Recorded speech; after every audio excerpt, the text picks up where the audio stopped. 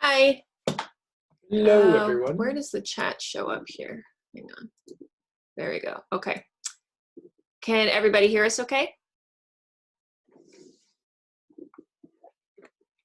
I'm going to hope that's a yes. Yes. Thank you, Diana. Okay. Hello. Welcome to Producing 101 Part 2. For those of you who didn't join us for our Producing 101 Part 1 from a couple weeks ago, that is available on our YouTube, and there's a link to it on our website. So today we're just going to go into a bit more in-depth stuff based off of what questions people had last time. I'm Emily Dix. This is Conor Fitzgerald. I'm going to let him lead us through there. I guess we'll very briefly tell everybody who we are. So I started the TITC a couple of years ago. It was an idea I had for a long time. I've been working in indie theater in Toronto for about a decade, and I found that while there were lots of great people out there who were all really connected on an individual basis, indie companies were not really sharing resources the way that I thought we should. So the TITC was formed to try and fix that. Outside the TITC, I run a company called Bygone Theatre, which focuses on shows that were written or directed in the early to mid 20th century. Conor is the chair on that. Yeah, and I've worked as just about everything in theater, design, costume design, especially as a director, stage manager. I've worked as a producer with companies like Tarragon, Crow's Theatre, Theatre 20. And yeah, that's the quick little rundown of me. And I'm Conor Fitzgerald. I'm a current law and MBA student at York. I have always been in the business world. I took a commerce degree originally, and immediately, that was in Alberta, and I moved here to Toronto to try to get into the film world. I've always had a passion for the arts, so I've worked in the administration of film and theater for the past 5 years, 6 years. I don't know how long it's been. A while. What year is it? I don't know.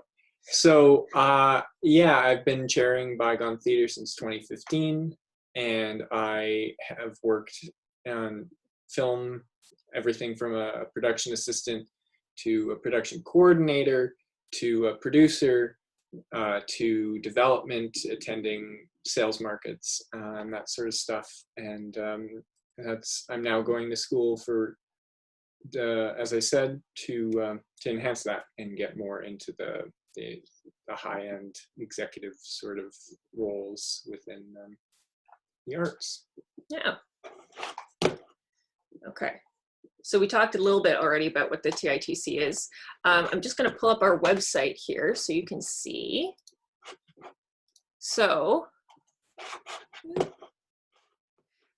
you can learn all about the TITC on our website, which is thetitc.ca. You can see here we've got our mandate, code of conduct. You can learn how to join us. Stage Door is like sort of a blog that is connected with us that focuses specifically on indie theater. So that's where we'll do reviews, top 10 lists, editorial stuff. You can see our Instagram is linked here, our current member companies. And then a thing that's important for today is if you go to workshops and events, underneath the drop down there, resources. It's not a fancy looking page yet. I just made this quick last night, but you can go into here, into our Producing 101 webinar, and this is where you can download the contract template and the budget template. And we've got our PDF from our last webinar, and we'll put this one up after too, though there's not as much in this one. So you can download those to follow along today, use them if they're helpful. Yeah, and if you've got any questions, like Diana's just asked something here, if anyone has any questions, just type them in the group chat. I think is probably the best way to do it. Let's see. I encourage everyone to check out our website to look at how to join. There are no membership fees. You can join as an individual or as a member company. And basically, the only thing you have to do is agree to help support your fellow artists. We all share each other's stuff. We share resources. I won't go into all of it now, but check it out. Okay, so now we'll go back to our PDF. That's how you get involved. Sorry, we have so many windows open and my computer is just, it's dying. So today is really going to focus entirely on contracts and budgets, and then we'll have some time afterwards for Q&A. So with contracts, I'm going to go over some like what a contract is at its core, as well as some common clauses that you should look out for. For budgets, we're going to do a couple of things. First, we'll give an overview of how we've set up the budget template and what sort of elements are a part of that. And then we're actually going to do an example budget to show you how that works and how we go about finding the information that goes into a budget and what considerations we have as we develop that. And then we'll have some time at the end for Q&A. Yeah, and I'll just mention quickly at the start here, of course, none of this is actual legal advice. We do both have experience creating and executing contracts, but we're not lawyers yet. Everything we're sharing is based off of our own experience, which is professional experience, but that doesn't mean that, you know, we're like experts on it. It doesn't mean that there aren't other ways to do it. So please, you know, use this as a guide, but don't take everything we say as it's our opinion. It's our opinion in our experience. Yeah. So yeah. All right. So let's go into contracts. So Conor is going to go through all of the fun legalese of things. If anything, I'm going to try and ask him questions whenever he's getting into his like lawyery mode and saying stuff that most of us won't recognize. Mm-hmm. But if there's anything that you're like, I have no idea what he's talking about, just pull it up in the chat. I'm monitoring that there. Okay. So when we talk about a contract, a lot of people think wholly about the piece of paper that they sign at the end of the day. But at the end of the day, what that is a way to express what a contract is. And I know that's already getting a little strange, but all a contract is in essence an offer which is accepted for the exchange of what's called consideration, which can be anything of value, and then the performance of the agreement. So what an offer is somebody going to you and saying, hey, can you do this thing? For example, can you be my stage manager for $500? That's an offer. There is no contract yet. You've just put it out there and said, hey, I want you to do this thing. Then if that person says, yes, that sounds good, that's acceptance. Now, acceptance and a contract is only formed then if there is consideration. So as I said, that can be anything of value. So usually in our world, that is labor, money, share of profits, but it doesn't have to be what they call, it doesn't have to be equivalent value, right? So like I could agree to work on a show for 1 cent, but just saying, will you work on my show for free is not actually forming a contract. You have to give them something in return. That could be a credit or a recognition, or there's a variety of ways to do it, but you have to be giving something in return, or nothing actually exists. It's because a contract is something between two people, right? It's Yeah. it's not you writing a promise to somebody. It's you making some kind of agreement, even if it seems weighted strangely. Yeah. The word is called a bargain, which is, like, we hear that a lot, but a bargain is an exchange of value. So that needs to be within a contract. And then performance is also important. If it never happens, if what is agreed to never happens, then it's also not in existence. So some of the other terms I have up there, revocation.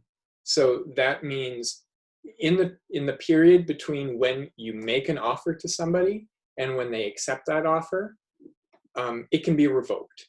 You can say, no, I'm sorry, I'm no longer offering that to you. As soon as they accept it, you can't go back on that. But up until they accept it, you can say, I'm sorry, that's off the table. That includes if they come back and say, oh, I'll be your stage manager, but for $700, you can say, well, I revoke my original offer, and no, I don't accept that. And then there's nothing, right? You don't have an obligation then. But if you offer something and they accept that, then there's an obligation formed. Yeah. So it's not schoolyard rules of like, well, you said you would do this. It has to actually happen both ways. Yeah. Just because I said, yeah, I want to hire you as a stage manager, doesn't mean that then I can't go and change it as long as we haven't already actually entered into that contract on both sides. Yeah. So usually the reason that we put everything into a piece of paper and then sign it is that it's proof that all of these things have happened. It's proof that there's an offer and that it's been accepted because we both sign, both sides sign. And then we have the consideration, the payment, the value written out within it. And we have the performance conditions, what must happen for that to be performed. All of that is written out, and then by signing it, we say, see, this is proof that we've done it. There are a lot more complicated ways to go about it and different ways you can build a contract, but that I don't think we need to go into that sort of stuff.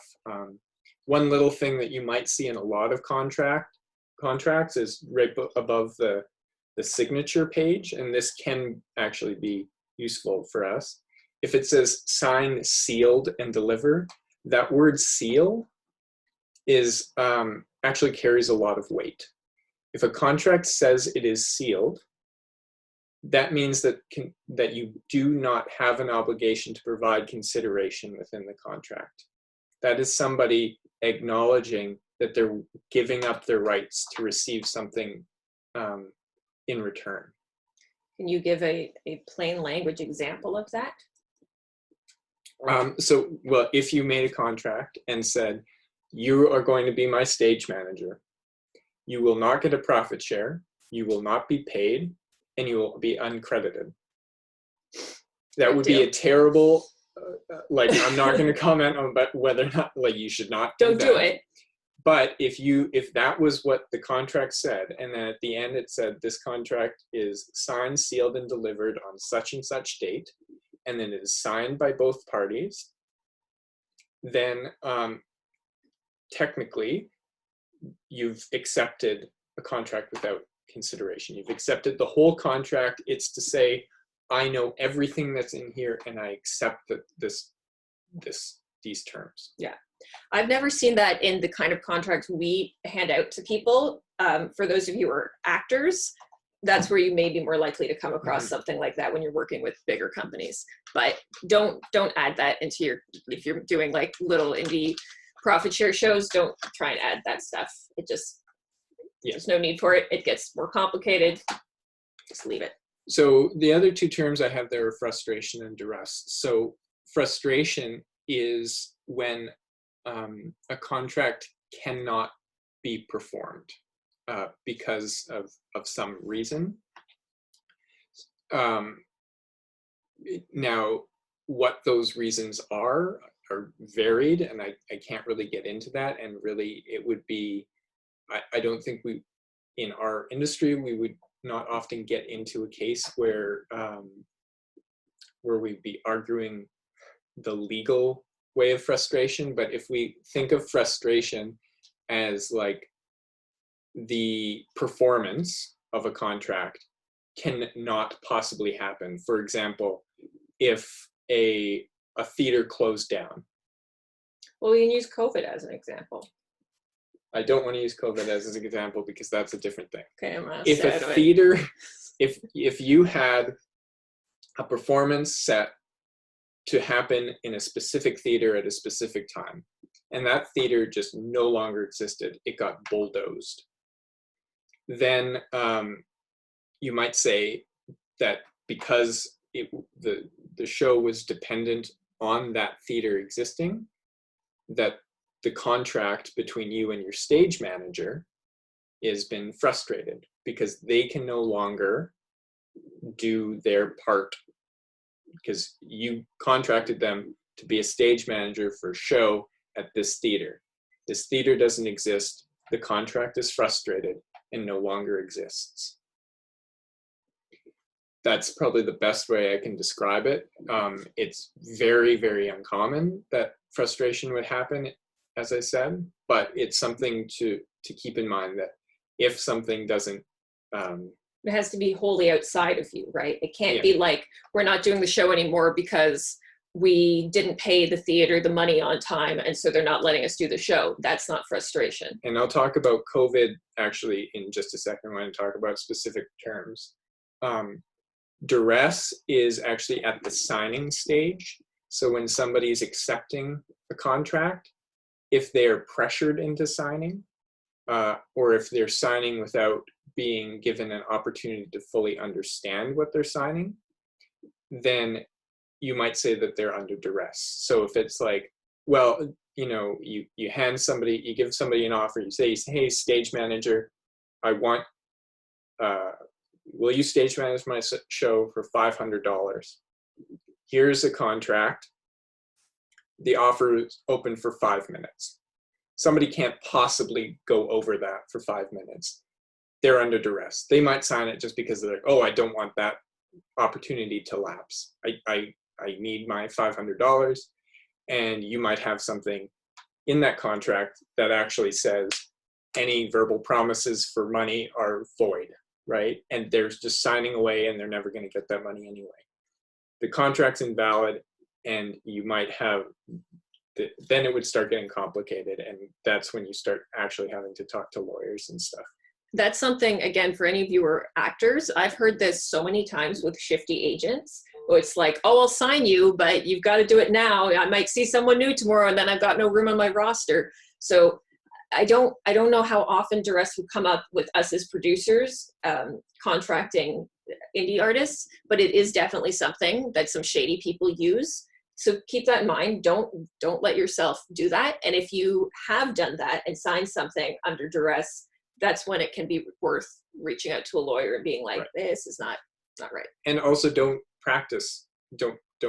give practices. As somebody who's giving somebody a contract to sign, you should be giving them an opportunity to fully read it, and giving them an opportunity to seek independent legal counsel. So they should be able to take it away with them, talk to people, get advice on whether or not they should sign it. Mm-hmm. So if you are under strict timelines as a producer, you should leave at least 1 to 3 days for people to sign their contracts, just as to make sure everybody's on the same page, make sure everybody feels comfortable.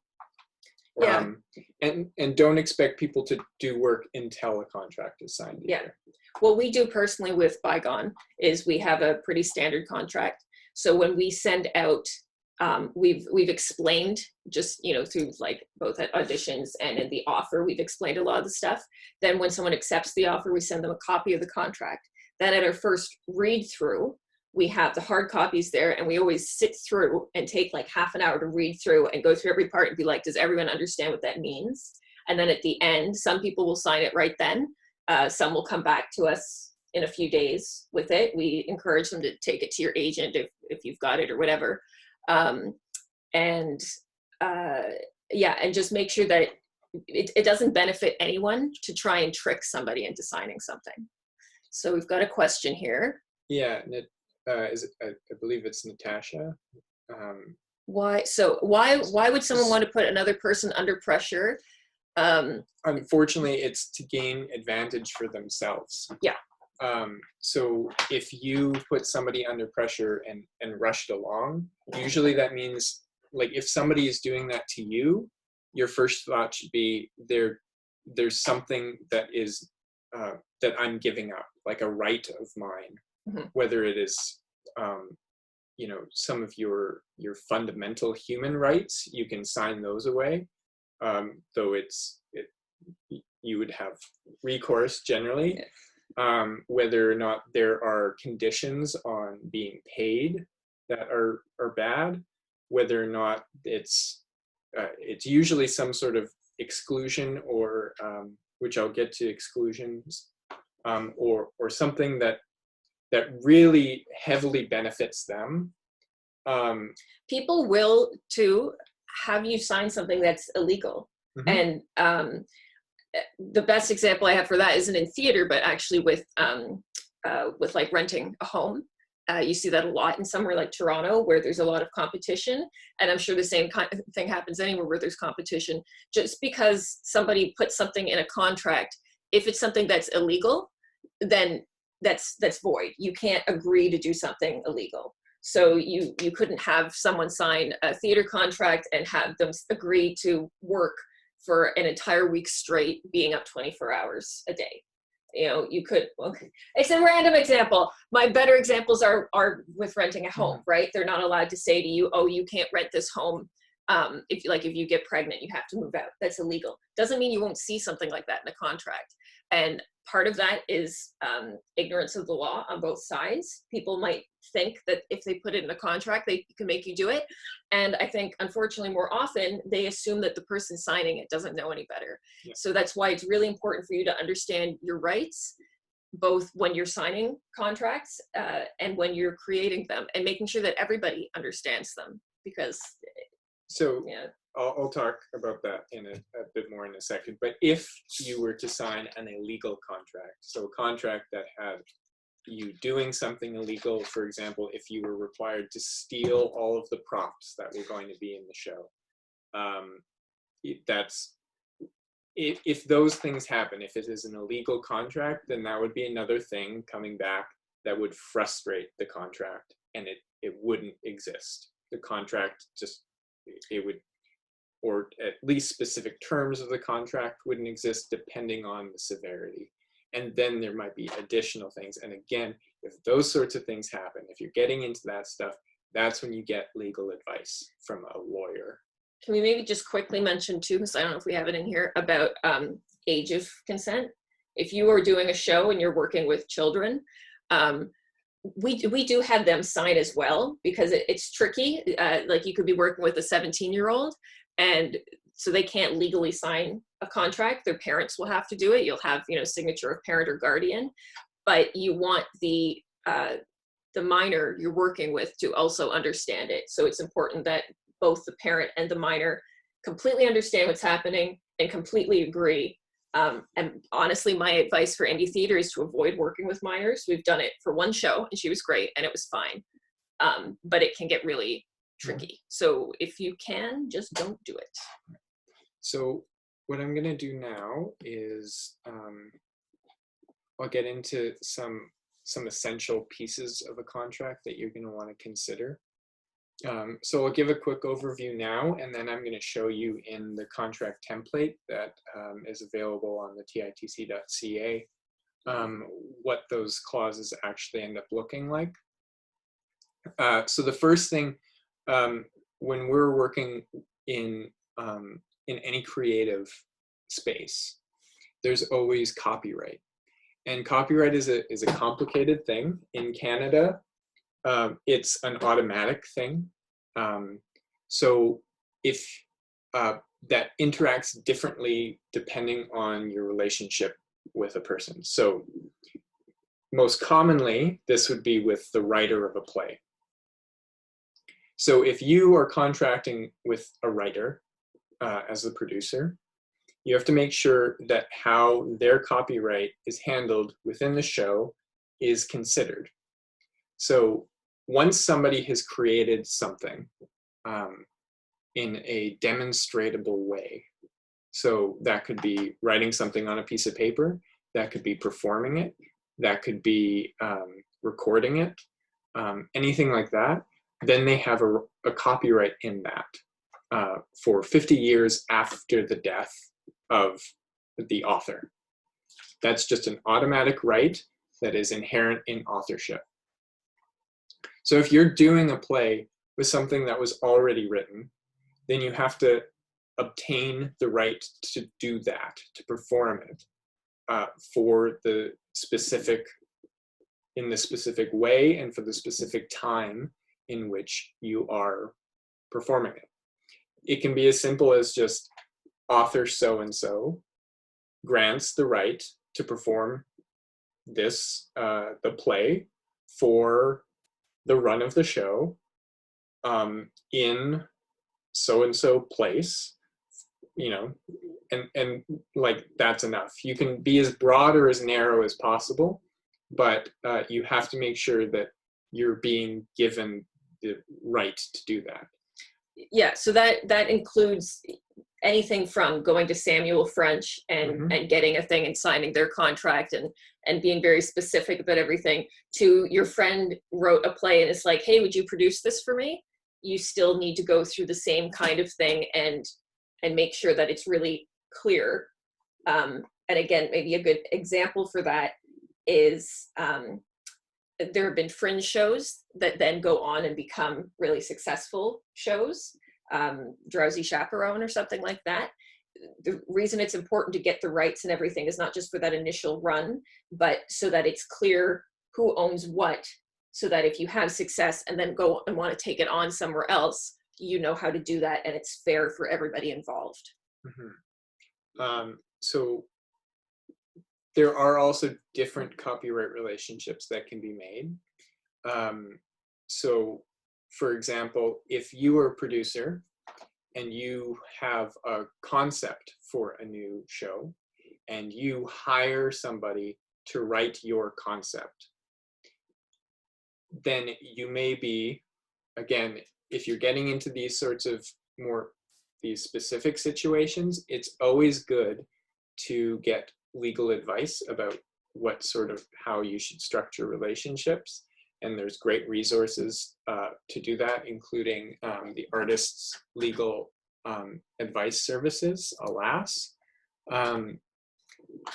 Or most lawyers will give, so they give 30-minute consultations on just what the law is. Most lawyers will also give free 30-minute consultations on specific pieces, and then they'll advise you whether or not you need further legal advice. But a work for hire agreement is when you hire somebody to do a specific piece of creative work. And in that case, the person who is doing the hiring has the copyright, so you don't have to consider that, like getting the rights for that. It's very uncommon in our field because we don't have money. And usually when you're doing that, you have to hire somebody as an employee and provide them with all the benefits of being an employee, including, you know, that's tax deductions, that's all of those sorts of things. So it's uncommon, but it's important to consider, especially if you yourself are also a writer in the other case. And if you're hired, you can be hired as an independent contractor, which is what you retain the most rights with.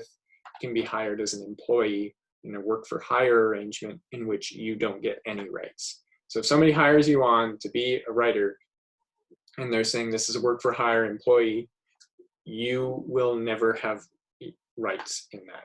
It's not your own thing. And to learn more about that stuff, just Google the Ontario workplace, wait, I just totally blanked on what it's called, to go over the difference between employee and independent contractor, because that's the thing we could spend a very long time on.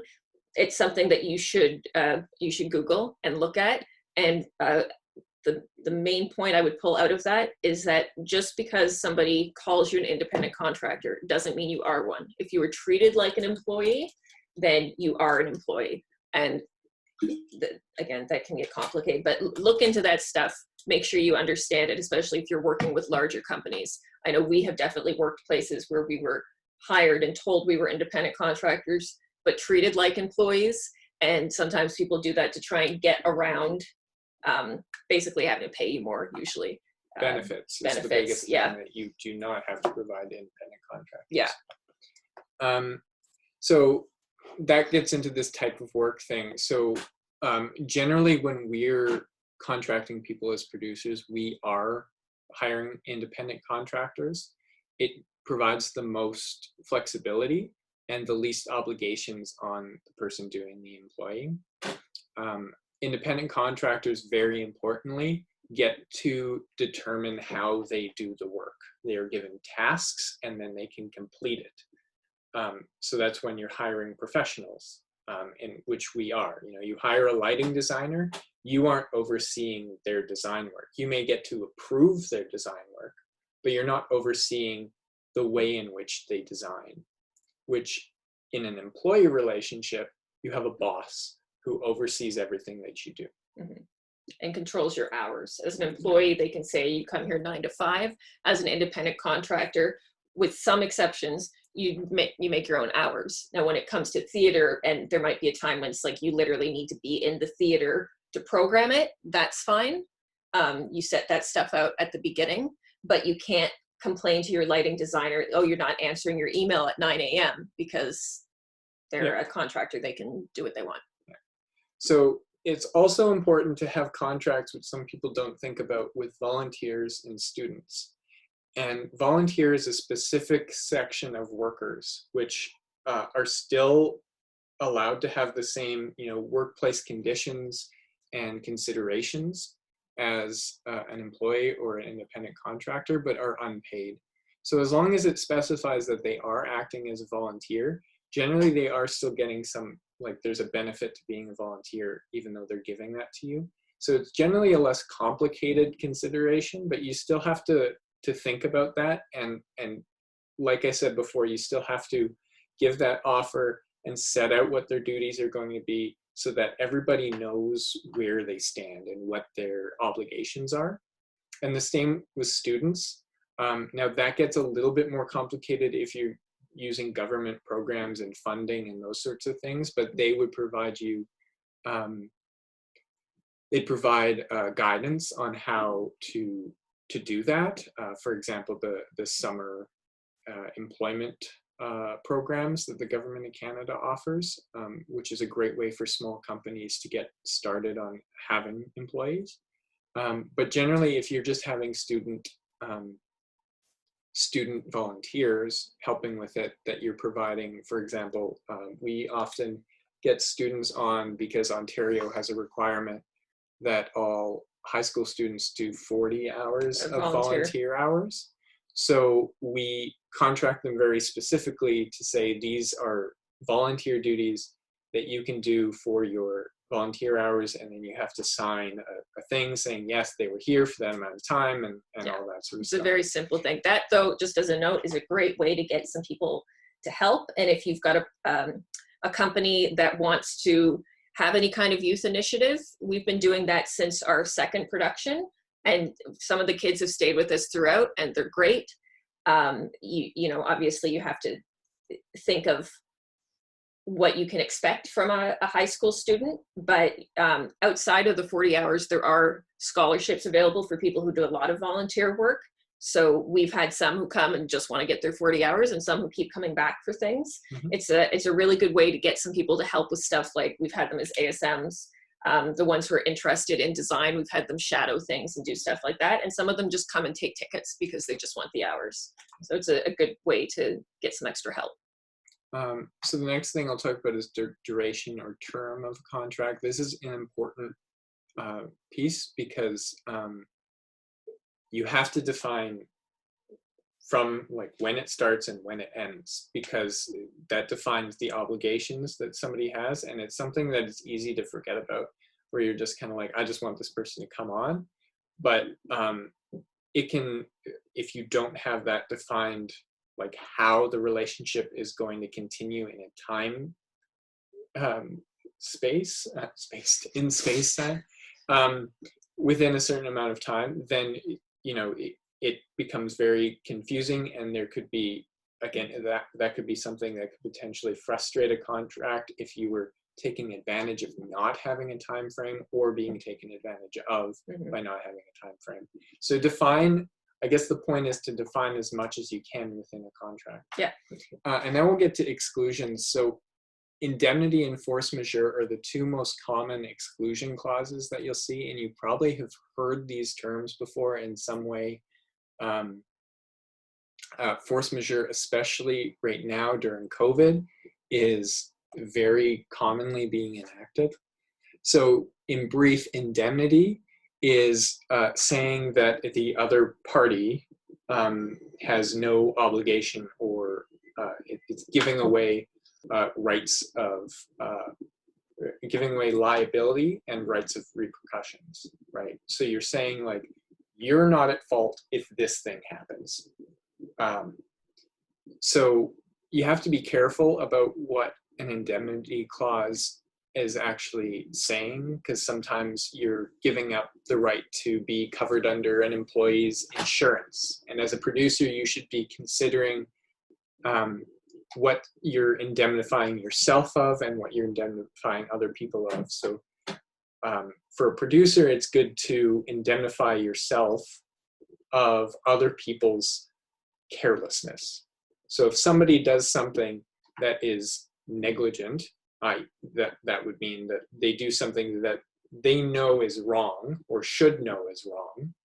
They do it and it causes damage or problems to your production. You want to say, I'm not responsible for that. You are personally responsible. If you are, like, if I hire you as a lighting designer and you knowingly wire something that causes a fire, that's not on me. Or could cause a fire, like if you have open wires, like you should know that. As a professional lighting designer, you should know that you can't have open wires and spill your coffee on it. Like, that's just plain knowledge, and as a producer, you don't want to be liable for that. On the other hand, you want to maybe give them indemnity for your negligent actions. Usually, if you have an indemnity clause that only goes one way, you do not want to sign that in your life. It's always a give and take. Because if you're being employed by somebody and they say, hey, listen, if you do something negligent, I'm not liable for that. But it doesn't go the other way, then if they do something negligent that could be put on you, you might have liability for that.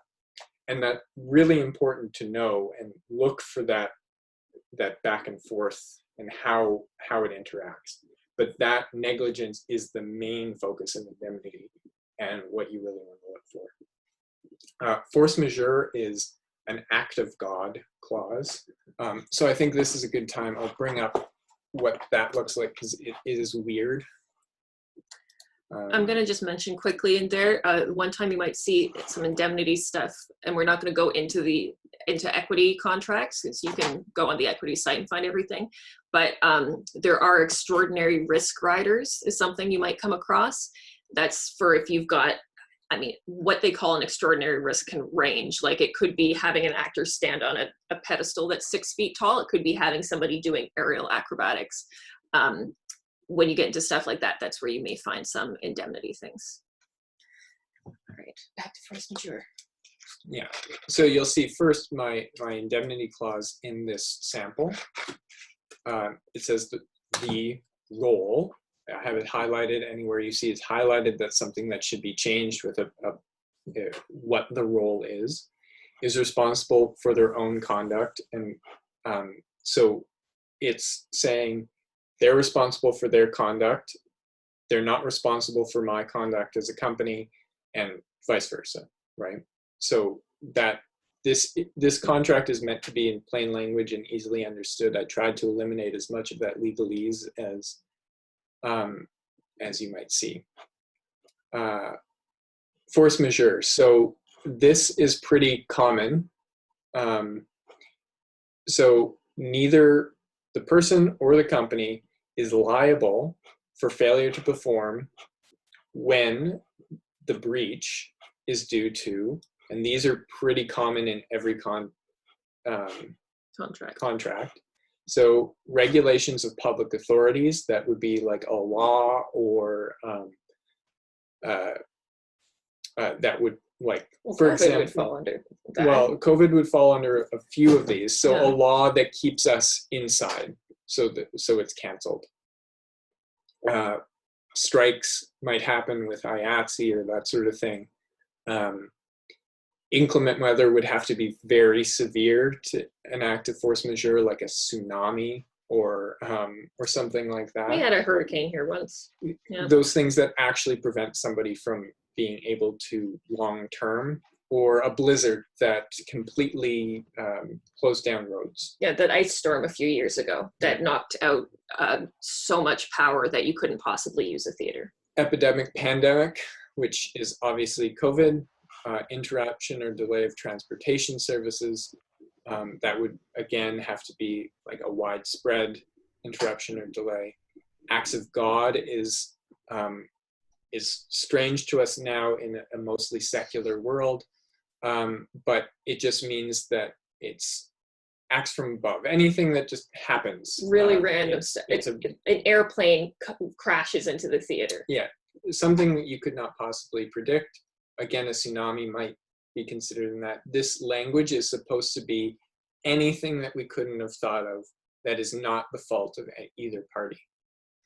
Again, this is something that it's important to see, one, whether it is one way or mutual, as a lot of venues will have a one-way force majeure so that they can keep the deposits. And then also, force majeure clauses should have what you do if it happens. So how do you go about deciding how we're going to deal with this? So that can be a delay in payment, a delay in performance. It can be a termination. It can be like, there can be a whole lot of things.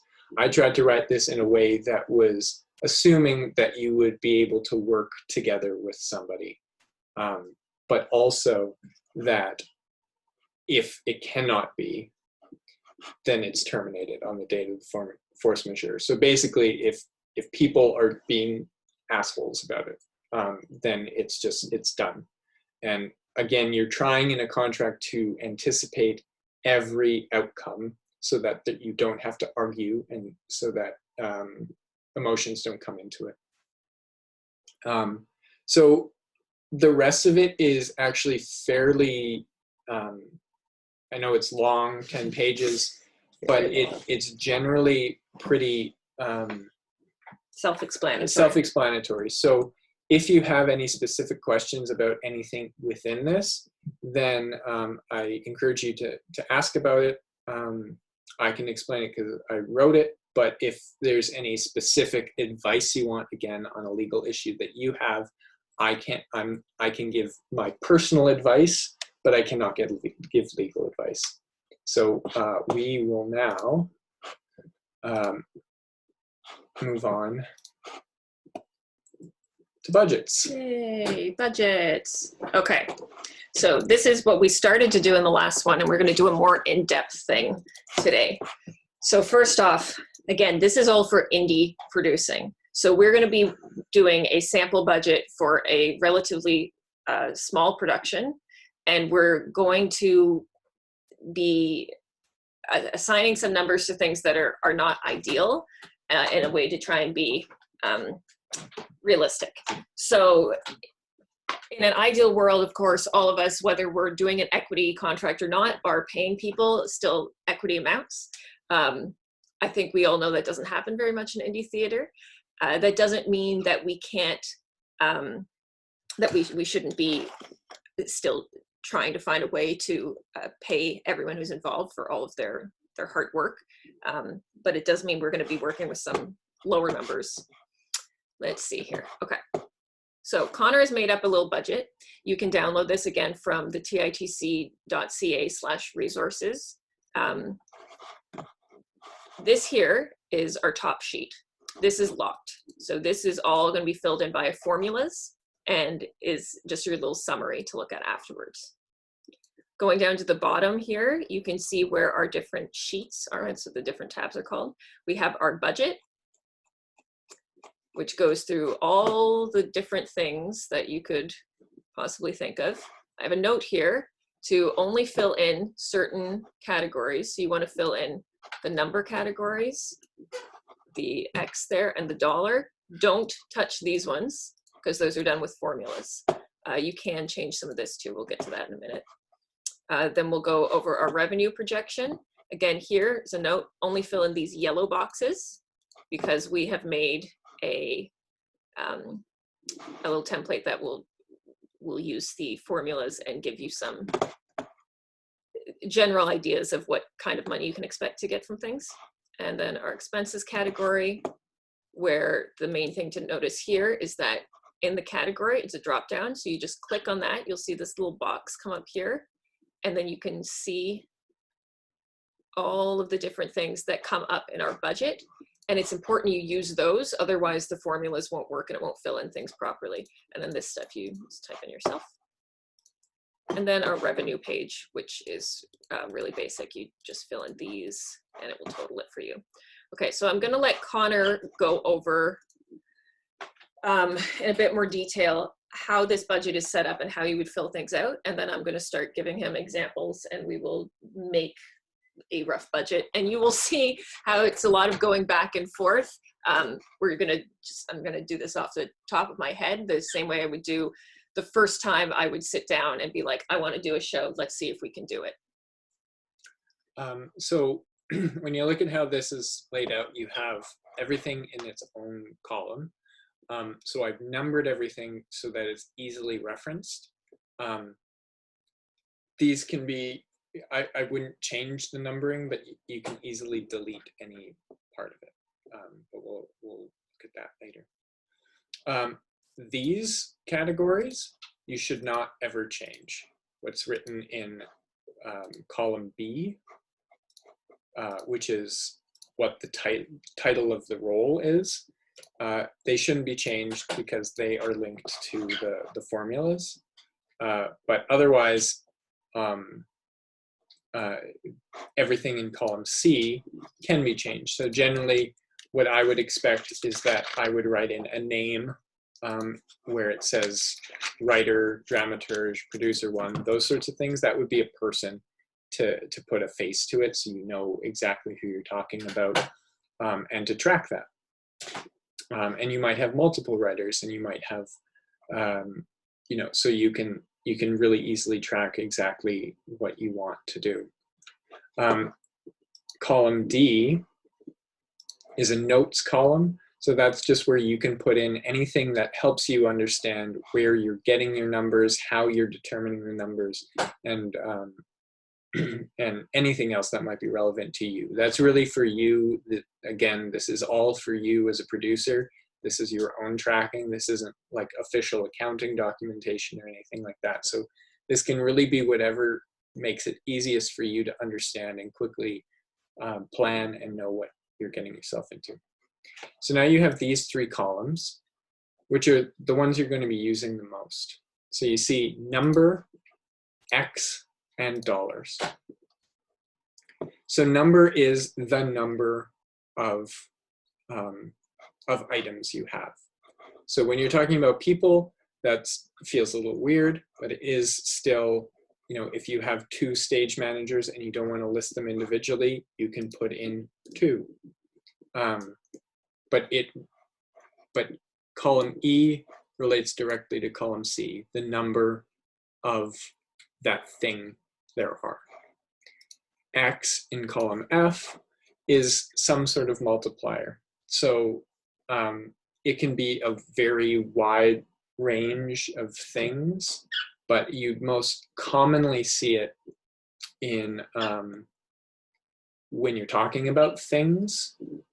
So for example, if I had Well, it can be with rate of pay can be too. rates. So why don't we say we have a state? Let's put an example in. So let's go to our stage manager, and we have one stage manager. So we put 1 in the number column. Say our stage manager is getting paid $100 a show, and we are going to do 8 shows. Right. So then we have 8 shows, modifier, right? They're getting paid 8 times. So I guess that is probably the best way to generally describe X is if E relates to C, then F relates to G. Yeah, the X is how many times. How many the times? thing is the times symbol. It's how many times something. A payment happens. Yeah. So if you're paying them $100 a show, then it's there, and it automatically calculates everything, and you're paying them $800. Yeah. So subtotal will automatically add up, and total will automatically add up, and then we get into spend and variance on this sheet. So spend, we go back to the expenses page. Do you want to get into Sure, a little bit. So if we're going to say we've paid our stage manager now for one show, we paid them 1 in advance. So we go into the category. There's a drop-down menu. And we'll find stage manager. Stage manager. Item, we can say performance 1 payment. In this case, the vendor would be the stage manager, so Joe Smith. Let's just make these bigger quickly. You just double click on the little line in between. We'll make it as large as the thing that's in it. So description, we've already kind of got the item. We can say April 1st performance, right? And it's just whatever helps you remember. Then our subtotal is $100. Let's say no tax. Let's say no tax for this one right now. So now it says he's been paid $100. So if we go back to our budget, you see $100 gets put into the spend category for stage manager, and we still have $700 left in our budget to spend on stage manager. And if you want to just scroll down to the bottom to show them how that adds up. And then you see that our total for production labor is $800, $100, $700, and if we go all the way down to the grand total, it becomes $880 because we have an automatic contingency of $80 in case something else comes up. And again, the spend and variance are calculated accordingly. So let's stay there for a second and just go over contingency. So your contingency is your oh shit fund, basically. It's something you want to, if you possibly can, put into your budget so that if something comes up that is outside of what you planned for, you don't have to go and start pulling from other parts of the budget or be faced with cutting something essential or something you should never do, but people do, going over budget. A general guide for it is 10% is great. You could change this just by clicking in here and changing it to 5%. Oh, I did 2 things. Yeah, just write 5. Yeah. And you see that automatically changes the numbers here. No.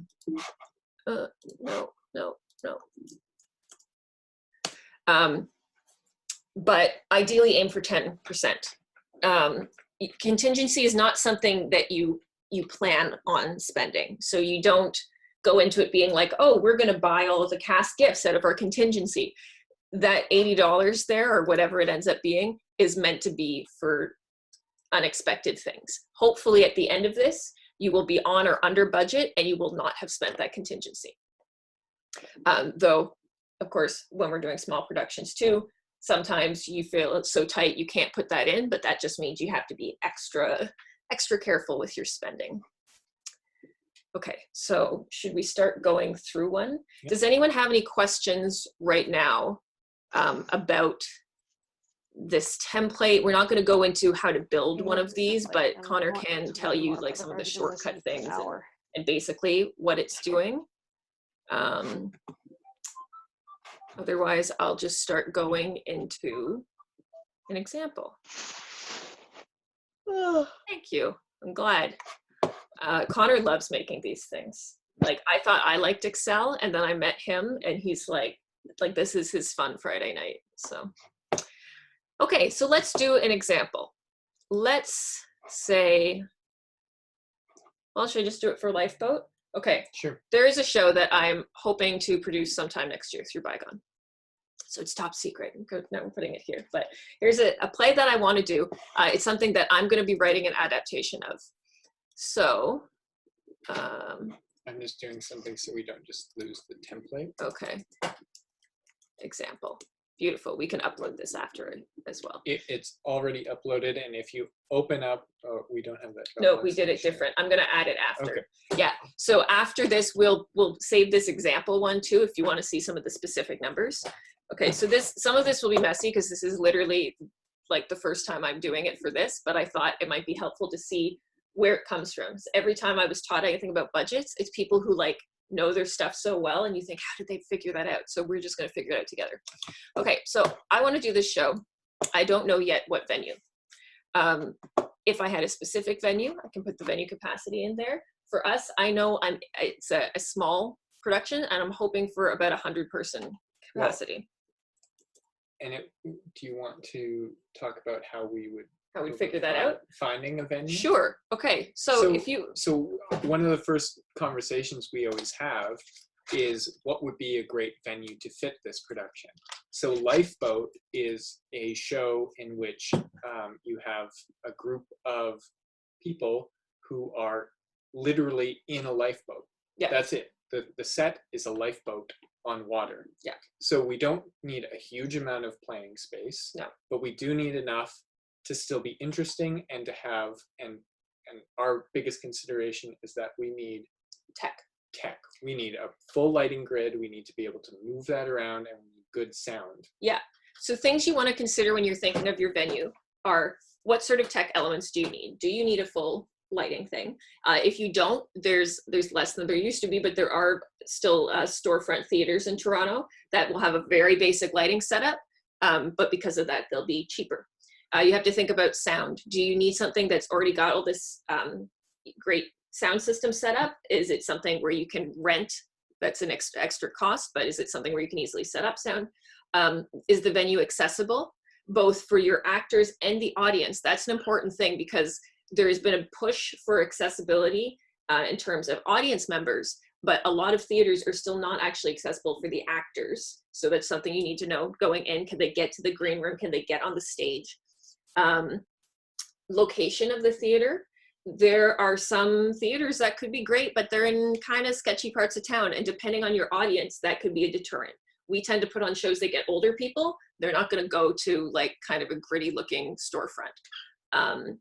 But if you're doing something for a bunch of young artists, that might not matter.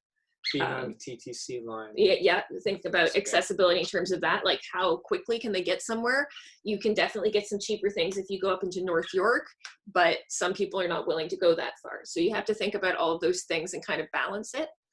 And I'll say one of the reasons that we tend to start with a venue as soon as we have a show thought up is, and sometimes before sometimes we figure out a show that we want to put in a venue, is because it's almost definitely going to be your single largest expense. Yes. It may not be the biggest portion of your budget as out of the different categories. Right. You might spend more on people than that, but no person is going to be paid as much as your venue in independent theater. Yeah.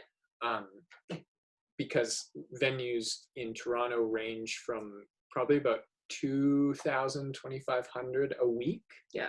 To, 30 to 50. Yeah, I think out of the ones that we would be looking at, that like up to about 6,000. Well, okay, and don't quote me on this because I haven't looked at the numbers recently, but a few years ago, Hart House cost 10 grand a week. Yeah. So right, that's probably like the biggest kind of theater you're looking at, something with like 500 seats.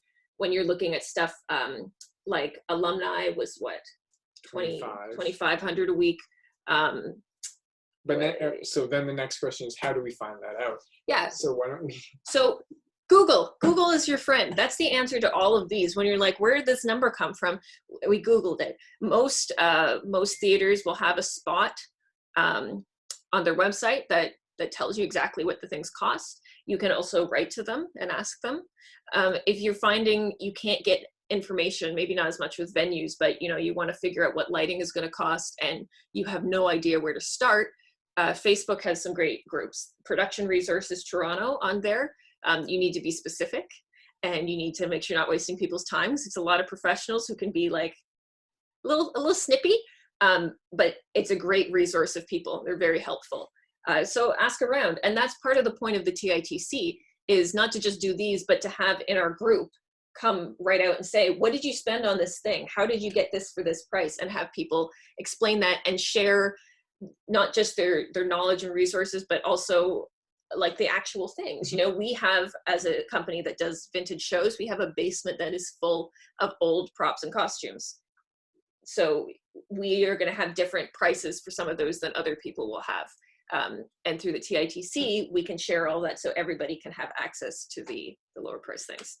That's a little bit of a tangent. So let's go back to our ticket revenue projections. So what's the venue that we decided would probably be the best for Liability? The Young Center. The Young Center in their Tank House Theater. Yeah. So if we look up on Google for the Tank House Theater. And this is where Soul Pepper is, if anyone's not familiar with the title, is in the distillery there. They've got 3 theaters in that space, right? Their main one, and then a couple smaller ones. So we're talking about one of the smaller ones there. Reasons for this, we can get that type of space other places, but we thought about the distillery, and they've got lots of foot traffic, more than you would get at something like, say, Tarragon, which is in kind of a residential area. It's got this sort of cool vibe, and Soul Pepper puts on shows that are similar themes to the stuff we like. So we thought if they do well there, then that probably means there are people there who like those types of shows and would like to come and see us. And also kind of back to what I was saying with, like what types of places your audience will want to go to. This is a little higher end while still being within our budget. Yep. Something we tried to do with our last big show was we did it at Theatre Passe Muraille, and that was mostly because we needed the second level that they had built in, but also we knew that if we were going into a more established theater, then that would catch the eye of more people, and that worked. It cost us a lot more money, but it did have we did have an easier time getting press. We did have more ticket sales. We did have more people that didn't know someone in the show, like more just random audience members coming. So those are all things to consider, but of course there's costs associated. So when I Google the Tank House Theater, immediately it comes up with how many seats are in it. It is configurable up to 110 patrons. So let's say, we'll say 110, because then we're going to take out some of this here. Now, sometimes a venue will have a rule that you have to leave some for volunteers, or you may want to leave some for volunteers. That's usually 2 seats. Reserved for accessibility. If you're in a theater that's got movable seats, there may be a section where if someone comes in a wheelchair, they have to take out 5 seats. I think it's actually usually more like 4, so we could do that. And then you want to think of how many shows are in your run. I'd said 8 before, but that's super small. Let's do 16. 16 would be like a 3-week run. Let's say a 3-week run, because that would be our ideal. We've ended up doing 16. Usually 11 you can do performances. Up to 19 in 3 weeks if you do Tuesday to Saturday. That's intense. Let's try 16. Let's say that this is sort of an ideal thing for a small group. We want to have a 3-week run, not every single day. Let's see what happens.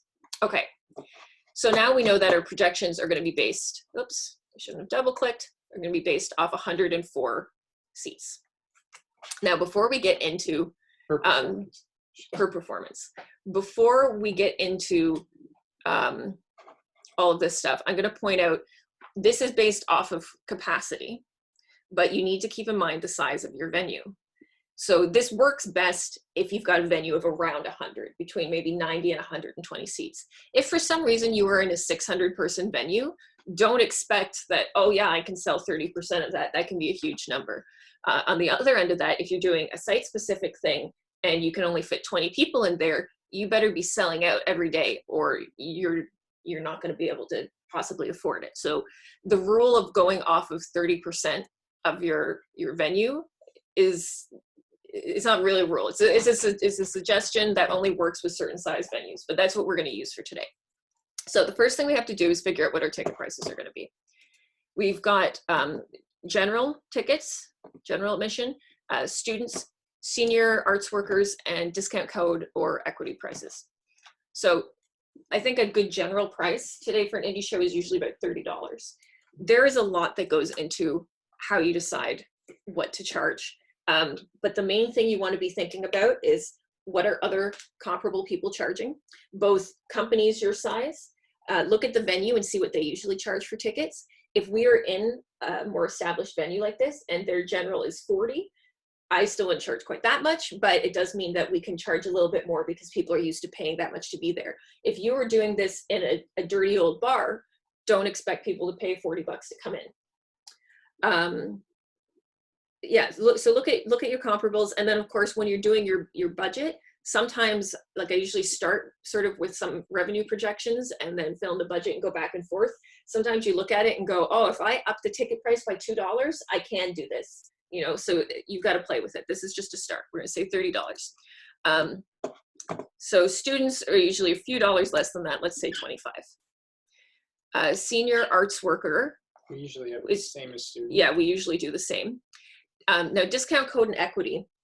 What we've found has worked well for us in the past is doing an early bird discount, because when you're getting to about a month before the show and you've spent a ton of money and none has come back yet, it's really reassuring to see some early ticket sales. We usually do like a 20 or 25% discount on that. The reason I mentioned equity is equity has a rule that if you're using equity people. No, not even if you're using them. This is just if you want to advertise through equity through the eDrive, you need to have a discount code for equity members that is a minimum of 20% lower than your general admission. So we often use that as a guide. So what's 20%? 24? 20, yeah, it's $6. It's $6 off, so that means $24 is our discount code there. The lowest I've ever offered discount codes for, I think, is $15. We've given out a handful of those. Sometimes with our actors, they ask for comps for people, and depending on the size of the cost of the show, like that'll determine how many we can give. Personally, for Bygone, we always tell our actors they can have 2 comps for opening night for whoever they want, and then we give them a discount code so that for some friends and family they can do cheaper ones. It's up to you. Figure out what works. You can also, we don't go into this here, but if you're doing a show that could possibly have group sales like students or something, we tend to charge less for that. Usually we charge $15 a student, but we're selling in groups of 30, so it still ends up being worth it. You have to kind of go back and forth. We don't usually budget for those. No, I never budget for those. Are extras. If you do that, then those should be in the positives. Yeah, and we do that because it's quite difficult to get student shows to come out. Established theaters already have a bit of a monopoly on that. If you're doing youth shows, obviously that's a little different, but make sure that you've got some guarantees with that before you start doing this stuff, because we have had some student groups out, but I've also had ones where the teacher's been like, I really want to bring them, and it's like a week and a half before, and then they're like, we can't make it work. Mm-hmm. So you don't want to rely on that if you don't have that guarantee before. So we're going to stay out of that for now. And the next thing is? Yeah, so ticket fees. So a common thing we see now are ticket fees. If you're using something like Simple Tix, brown paper tickets, what have you. Don't use brown paper tickets. They're being sued. Yeah. We use Simple Tix is my favorite. It's really easy to set up. They have very low fees. You can track a lot of stuff. I think they had some analytics was what got us interested in that. You can use it with Square if you want to invest. It's not that expensive to get. It's like $60 readers. Yeah. People are way more willing if they can use their credit card or debit card to buy a ticket. Nobody carries cash anymore. So. No, yeah, the idea of cash only at the door is dangerous, especially if you are dealing with people that aren't right in the artist community. I think a lot of us do rely on cash more and don't necessarily have credit cards, but the average audience member wants to just tap and go. Simple So ticks already. simple ticks. Okay. Simple ticks. And Connor's going to write it here in the group chat. Again, there's lots of different ones, and that's another thing that I would suggest maybe going and talking to people on like production resources or something and say, hey, what have you used? What have you found was good? Connor's just sending the link to that there. But this is the one we've been using for the past few years, and it's my favorite. Okay, so back to our budget. So we've got two different rows here, ticket fee that we keep and ticket fee third party. So we don't tend to put on ticket fees. I kind of hate them, but they're so common now that it might be a good way to do things. You could decide that you're going to add $1 to every ticket, and that's going to cover the cost of your Square reader. It's going to go towards the person who's manning your ticket sales, what have you. We personally don't tend to put ticket fees that we keep. Third-party ticket fees are things that like Simple Ticks would take. I think, so you have to look at them. Sometimes it changes too, depending on if you're paying by PayPal versus credit card versus debit card. They can have different ones. Usually there's a flat fee of like $1 or something, and then a certain percentage of the ticket amount too, which I think is usually around 3%. Read the fine print, it will go through all of that. Let's just say that each of these have a flat $1 on top of it. So we now see that our advertised price, $31.26.26. You can, of course, to advertise your base price and then at checkout have your ticket fees. It's just a personal preference. I like being upfront, but I think it's more common to do it the other way, really. A lot of companies will advertise the lower price and you go through, and I think people are more accustomed to that now, so you can get away with that. So then our profit per ticket is just the advertised price minus the third party. And so there, in this case, we're just back to our base ticket price. Yeah. And the projections of percentage sold. I have a very conservative projection in there, which only has 20% general tickets sold. We find that we're actually higher than that. We're more like 40%. No, it's usually about 30. Wait, are you talking about? How many of our tickets are general price? Oh, Price. yeah, it's near 40%, I think, generally. So that will obviously greatly affect how much money you end up making. So if we say put this to 40% and this down to 20%, making sure that this always equals 100%, then we make more money. Yeah, and just to clarify, so this is the projected, the amount of this kind of ticket, how many of your total ticket sales of the 100% are from each type of ticket. So this is assuming that 40% of our tickets sold will be the general admission and 20% will be the student and 20% will. And this is actually pretty close to, I would say our discount code is actually usually a little less than that, but still you can play with those numbers. As Conor said, keep them low, like keep the higher one. Yeah. Okay, so once you have that set up, we can look at the number of tickets sold by capacity, single performance. So if we sold 20% of the house, that's a total of 21 tickets. 30%, 31 tickets. It's pretty easy when we're looking at numbers like this. I like to have that pulled out separately to give yourself an idea of what it's actually going to look like in the venue.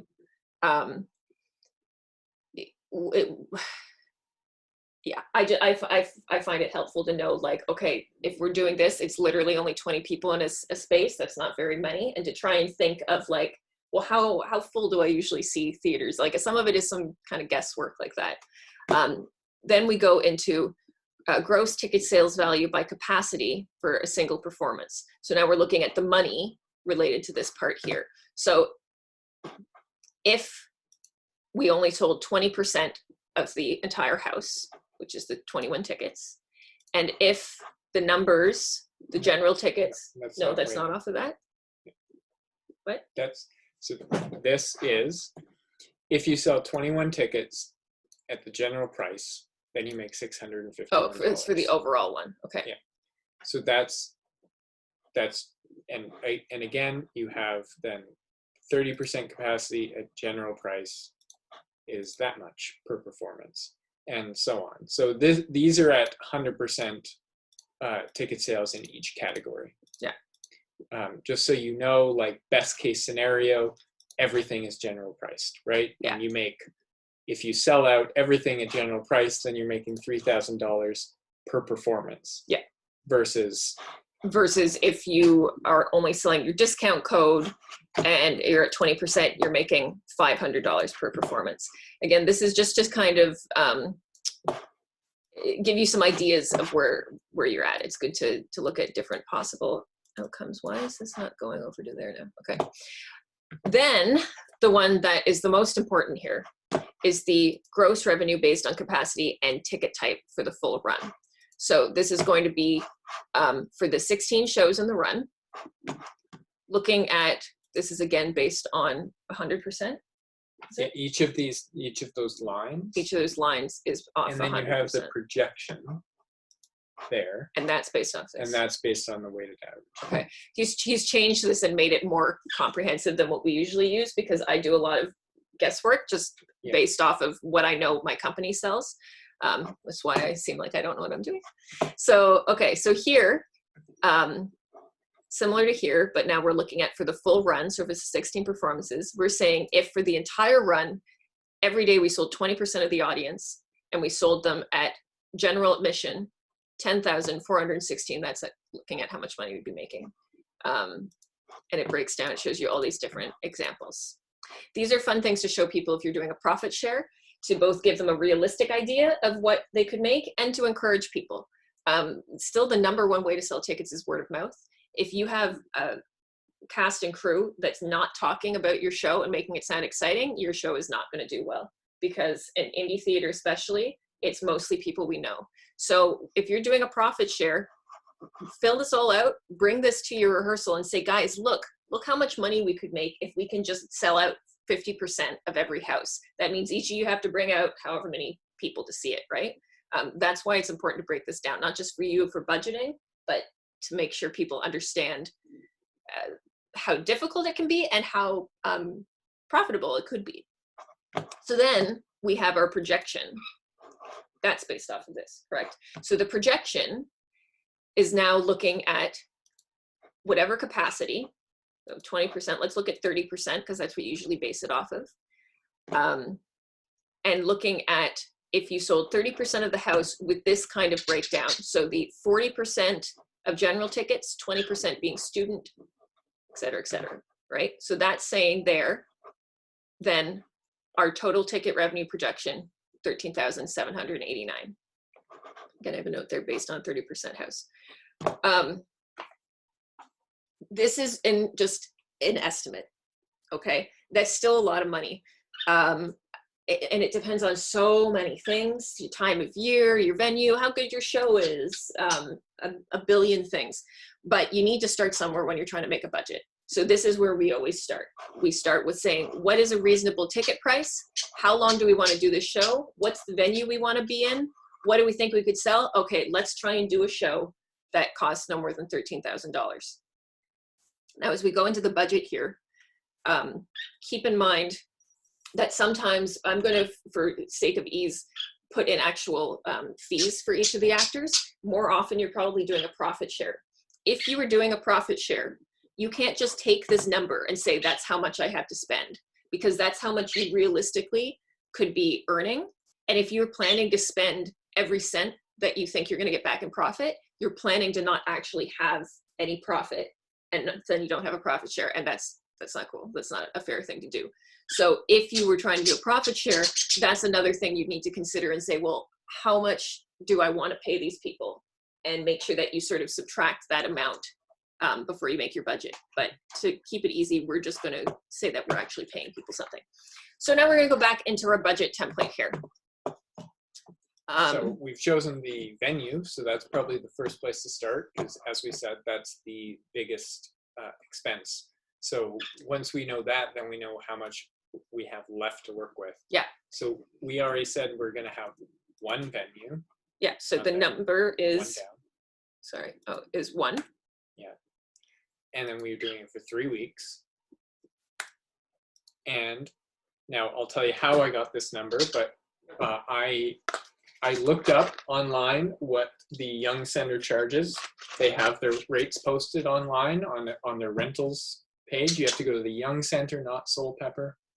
I then emailed the person in charge of booking, and I asked if there were any discounts for nonprofit companies or small independent companies. Yeah, always She ask the said- big companies that. She said yes, and then gave me the price over email, and that price is $2,920 per week. So all of a sudden, we're already at almost $9,000 out of $13,000, which means you have $4,000 to put on a show. Yeah. And that's why it's hard to do independent theater. Yeah. What we often end up doing is planning this out and then doing fewer performances, because it doesn't always bring you more money to do more shows. That's another thing you have to kind of balance out. We'll maybe get into that in a bit. But for now, let's just try and fill in our budget. So we've got our venue amount. Let's say I want to make a note here, and this is Young Center. Why am I writing with an S?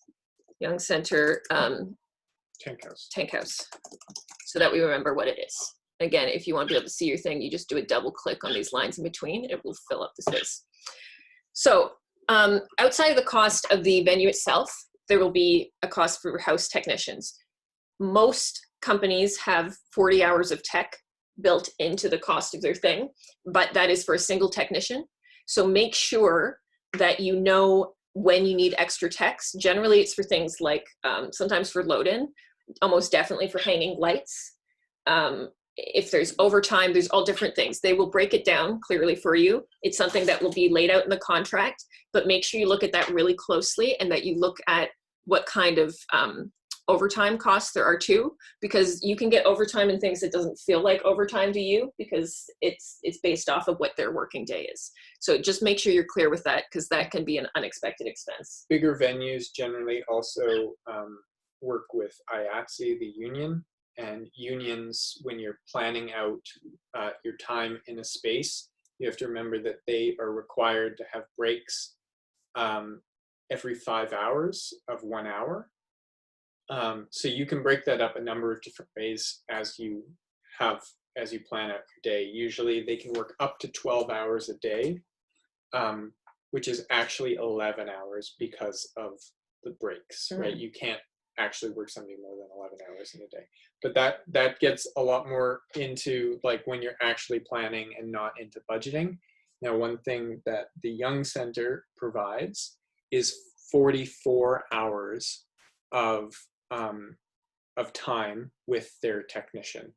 So that is usually a problem. Like theater productions are heavily front loaded in terms of time, because when we're actually performing, you're only going to need somebody for like 30 hours to be there for the 4 hours that you're in the theater every day. But load-in days, you're going to be stretching that. Yeah. Like that first week, you have to schedule efficiently and to try to meet that. But you may still have some overtime. That's a reason too.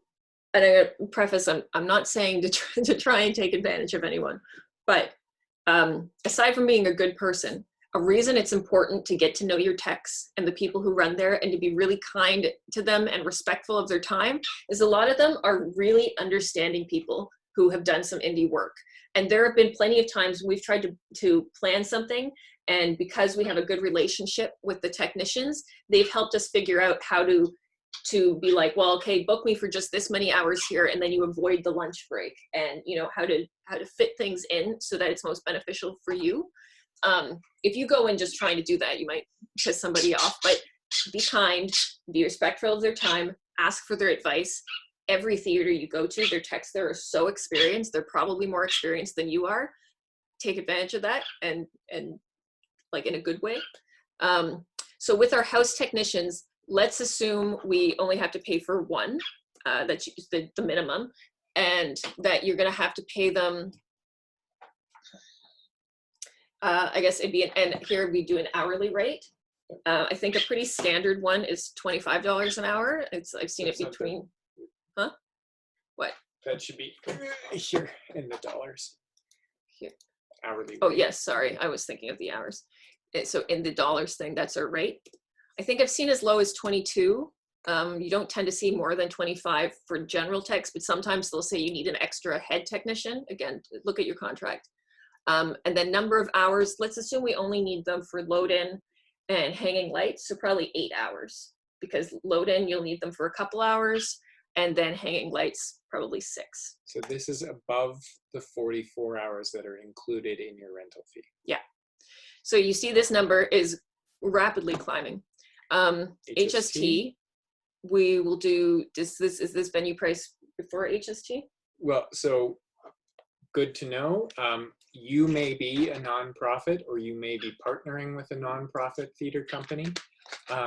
When you are a incorporated nonprofit, you don't have to pay HST. Or if you are, if the company you're renting from is a nonprofit or a charity, then they don't charge HST. In this case, I don't believe that they charge HST. Yeah. But you have to be wary of that, because that's an additional 13% that you have to pay. Yeah, which is a big thing. HST, as a general note, is something that's on services and labor. So you'll find that a lot of the people you work with, especially like your techs, they're likely to charge HST because they probably work mostly as independent contractors. Some actors might charge HST. These are all things you need to figure out at the beginning, have outlined in your contract, and make sure you adjust your budget accordingly. If you're doing an equity contract, stage managers will have to be paid as employees, and they'll have HST, and they'll have other like CPP and EI things you have to take off and everything, but we're not going to go into all the equity stuff. You can talk to equity for that, but just sort of general things to keep in mind. We were originally thinking this would be done in 3 minutes. I just wanted to. At 3:30. Is this helpful to people? Do you want, should we keep going through and doing an example like this? I know we've talked a lot. Okay, cool. We'll keep doing it. I don't mind. I need to make my budget anyway. All right. So we've got our venue, HST, other costs. We'll leave that out for now because this is really early planning stages. But you could have in the venue other costs like front of house.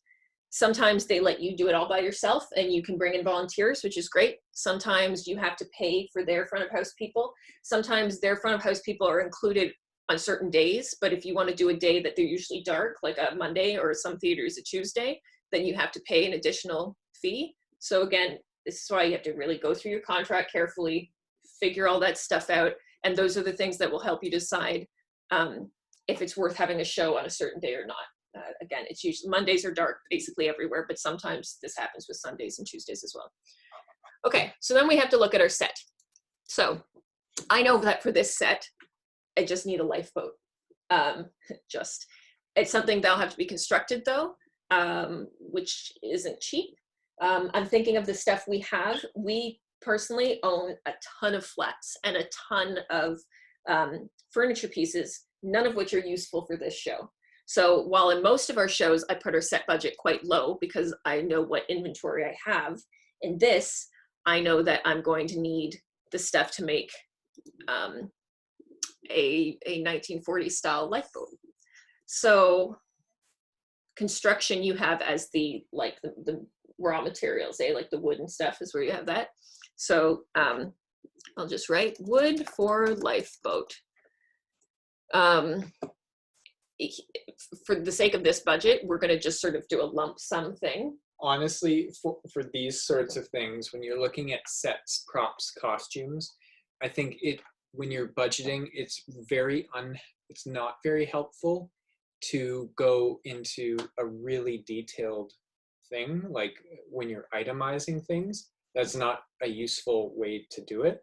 So you do what you call allowances, which are just saying like, this will cost you know, like I know that I need, you know, 2 sheets of plywood and 50 2x4s. And I know that 2x4s are approximately $2 to $3. So let's say that that's $150 for 2x4s, and it's $50 for 2 sheets of plywood. I think that's too small. Oh, it's way too small. I would say the wood we would need for this, if we were doing an actual wood, and this is a thing, again, we can come back to, but things you can change are like right now I'm saying, okay, let's build it out of wood and make it look really authentic. If we come back and after we fill all this out and it's way too high and say, okay, well, what if I do it out of styrofoam? What if I do it with paper mache or something, right? And you start adjusting some of those things, keeping in mind that sometimes that will change your labor cost. Personally, when we do shows, I do a lot of it myself. So I really undervalue my labor.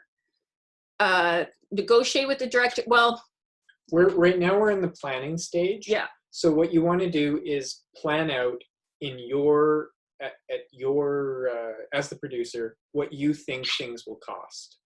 When you start bringing your team on, your director and your designers, then you should talk to them about what their needs are and what you feel can be done.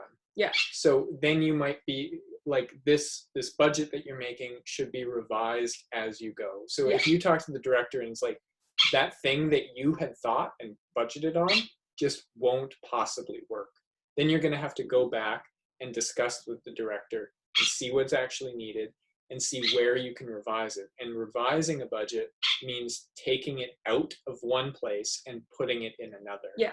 The only part of a budget that you should ever think of as being set in stone is that final number of this is the most I can spend, which is based off of how much money you think you can get, which goes back to your profit projection. If you know you've got donors, grants, whatever kind of stuff, you figure out this is the most money I can possibly spend, and I know I can make that money back or earn it beforehand by doing whatever. That stays the same. The rest of this will be changing probably right up until opening. I try to set a date of the start of rehearsals for the budget being set, so that you know like where you're allocating money.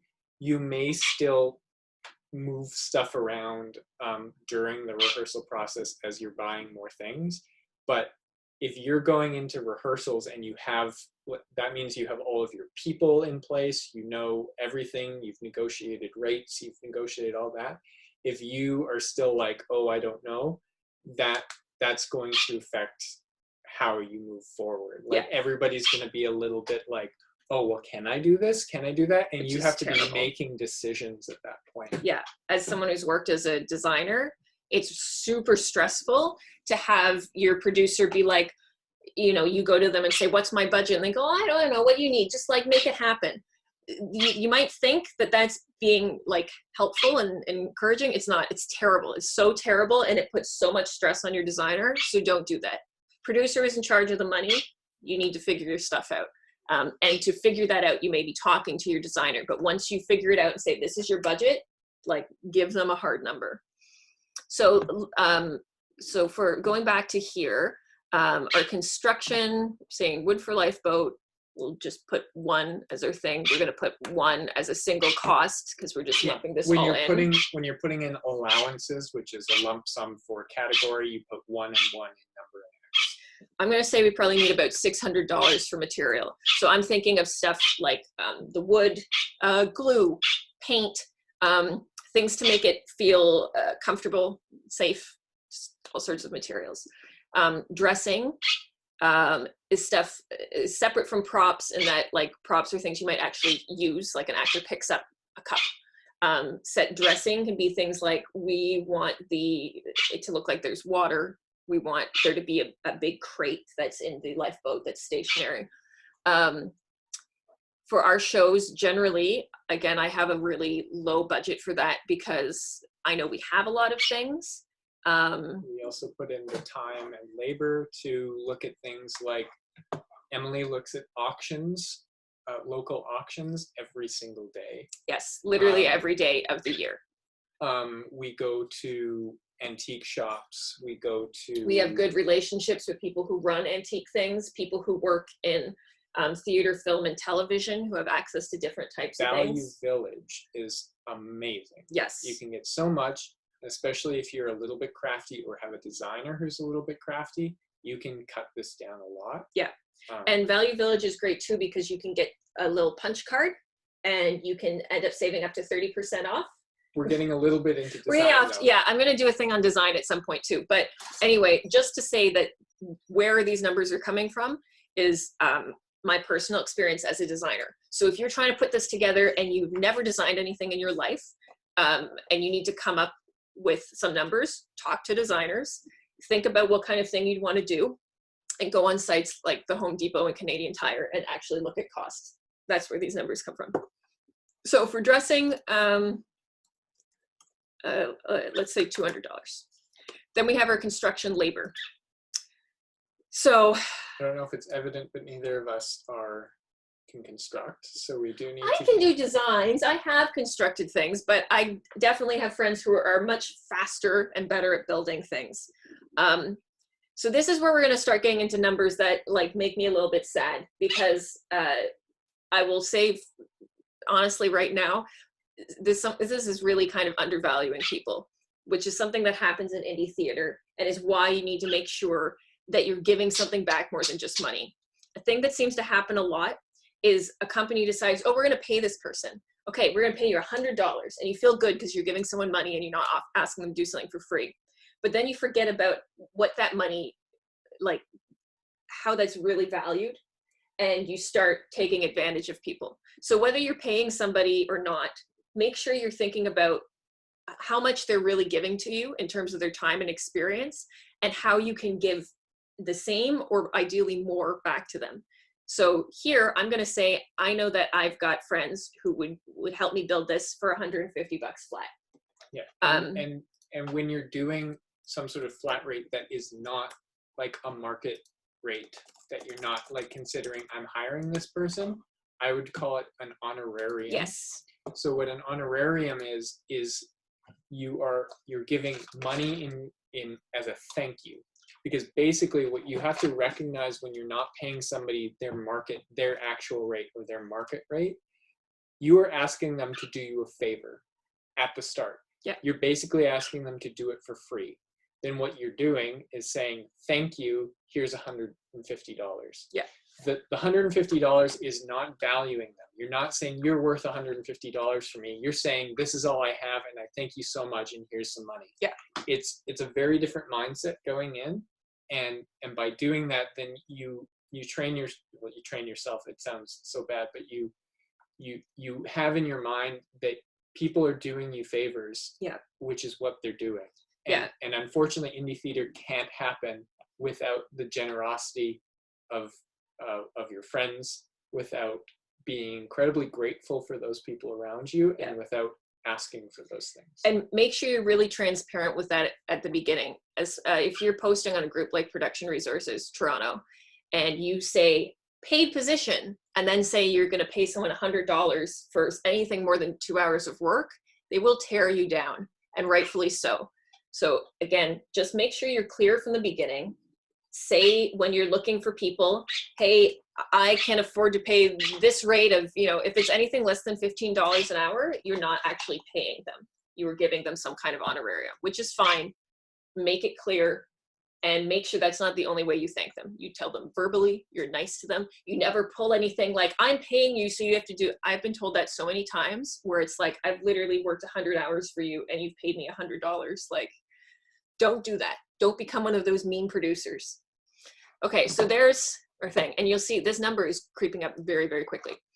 So now we get to props. You can distinguish between rentals and purchases. That's just sort of for us tracking. We tend to buy as much stuff as we can because we reuse things because we do shows set in similar times. Also because I love antiques, and so it's a reason to do it. Sometimes it's cheaper to purchase things. It depends what you're using. The prop houses that exist in Toronto have some great stuff, but they're more aimed at film, so they can be quite expensive. But if you need a really odd specific thing, like a phone operator switchboard, I've seen those before. I wanted to buy one because I found one for $300, which is a great deal, but they're huge. They're like these big, tall, like the size of a phone booth. If you really need that, you probably don't want to buy it. So you go rent it. But if you need like some dishes, go to Value Village. And the other thing that I'll mention when we're talking about props and set dressing as well, and sometimes even costumes, though it's a little weirder. If you know of a large theater, and I'm talking about the big ones, the Shaws, the Stratfords, even the Mirvishes, if you have an inn, I've never been able to get through to them. Yeah. But if you have any sort of connection, or if you just want to reach out to them during their off season, very important, when they're not busy, and say, I am doing this show and I need this weird thing that I don't have. I know, like, I know the Shaw prop guy, and he is so kind and so willing to help, and also Theatre Aquarius in Hamilton. There's some of these people who are like, I have a warehouse full of stuff from our history, and we love to give back. And it's worth asking if there's something weird that you're just like, I don't know how I'm going to possibly afford. Soul Pepper's another one. They have less stuff. They did get back to us. They no longer had the thing I wanted, but they're another one that was good for that. And we've managed to either rent things very cheap or in some cases get it for free. Often they want you to have insurance, but that's a thing we'll get into later anyway. And so, it can be a bit of a trek going out to Niagara from here, but you have to sort of balance like the quality of the thing you can get, the cost of driving out there with a truck versus trying to get it in Toronto.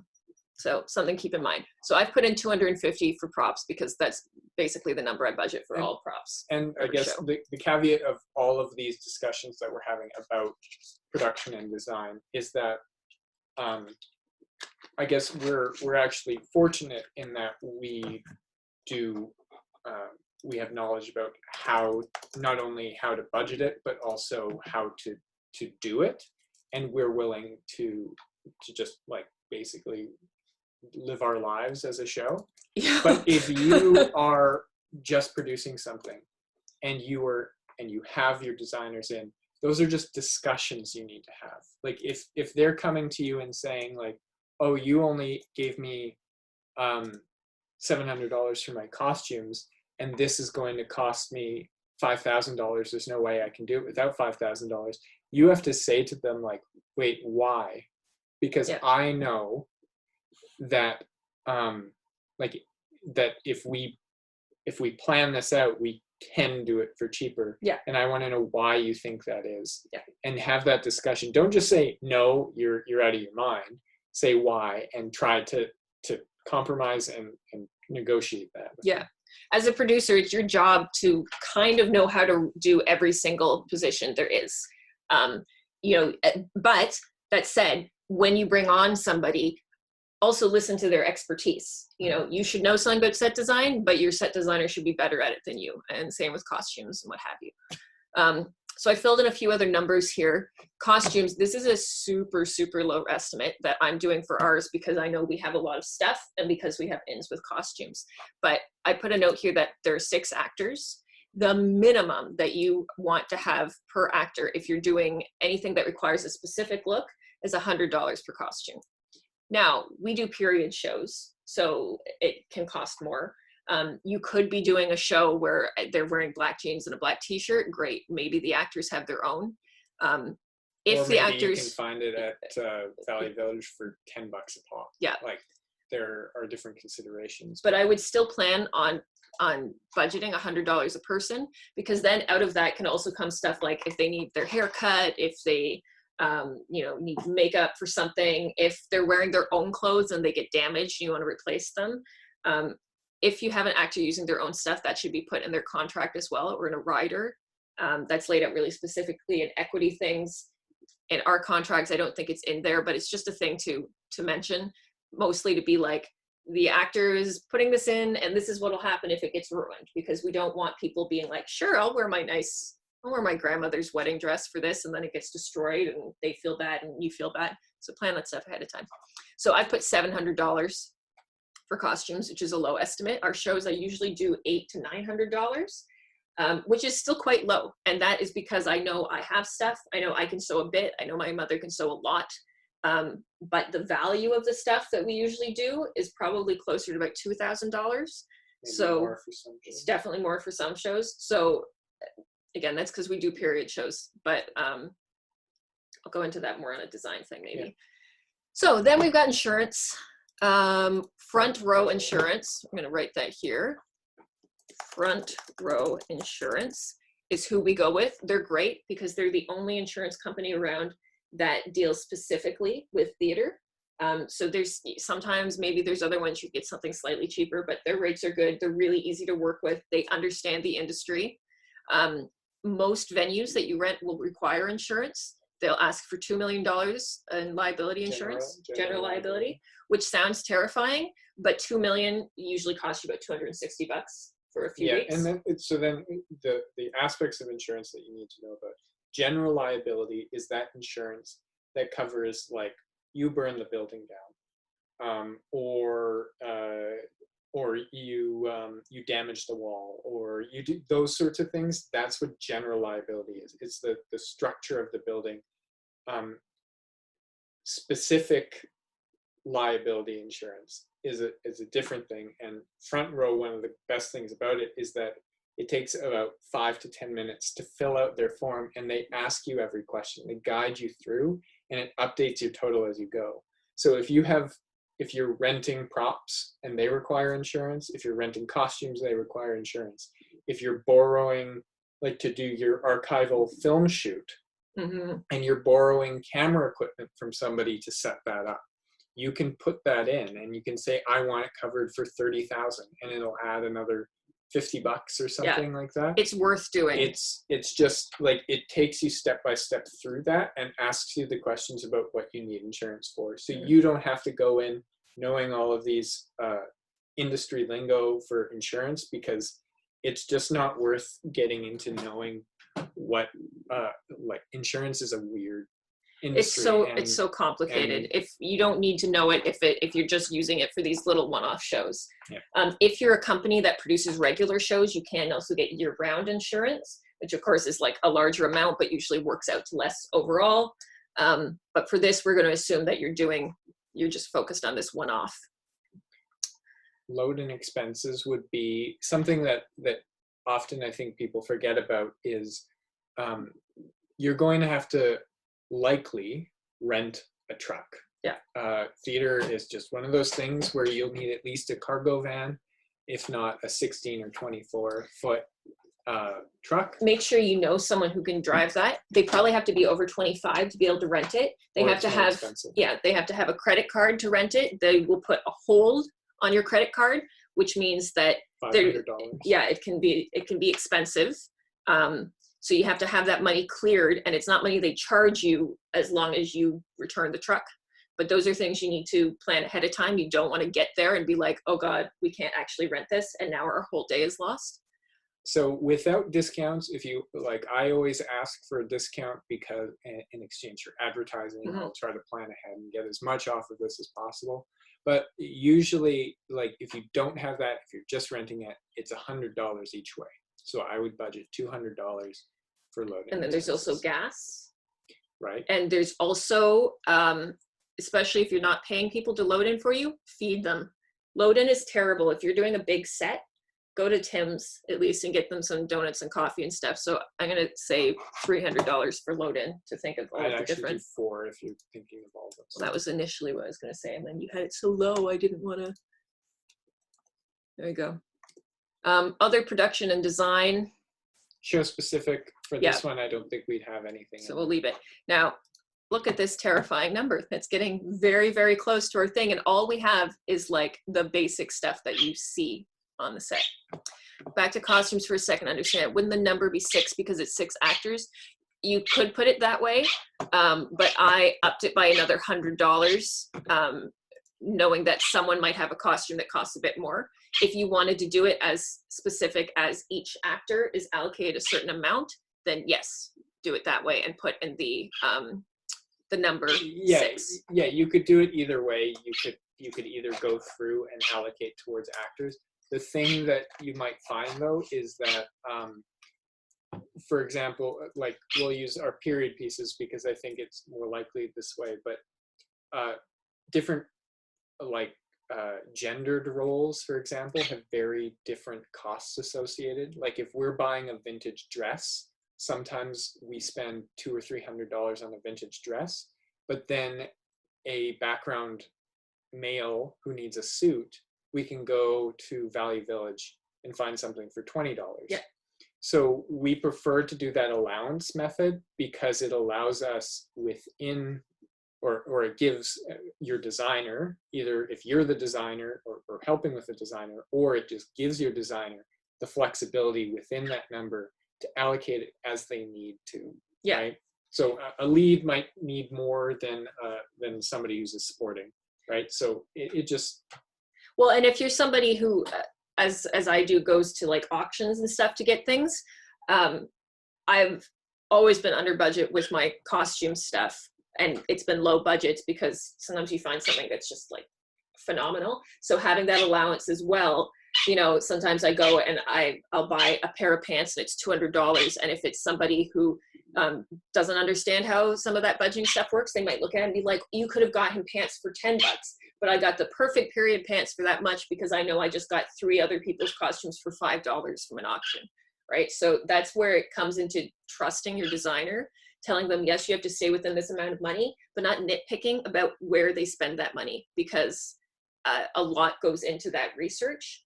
And it's really annoying. I'll tell you, as being hired as a designer, to have someone go through those things. So don't do that to them. I think that, and briefly, that goes back to a point that we made in our first webinar, which was that a producer's job is oversight, you're not micromanaging, Yeah. right? So you're doing these to plan, so you know how to fundraise, how to progress and manage things. You're not doing this so you can say, if you spend over $100 on a costume, then I don't know what we're going to do. We're going to be over budget. That's not what it is. Yeah. So for this, we're going to leave other productions and design.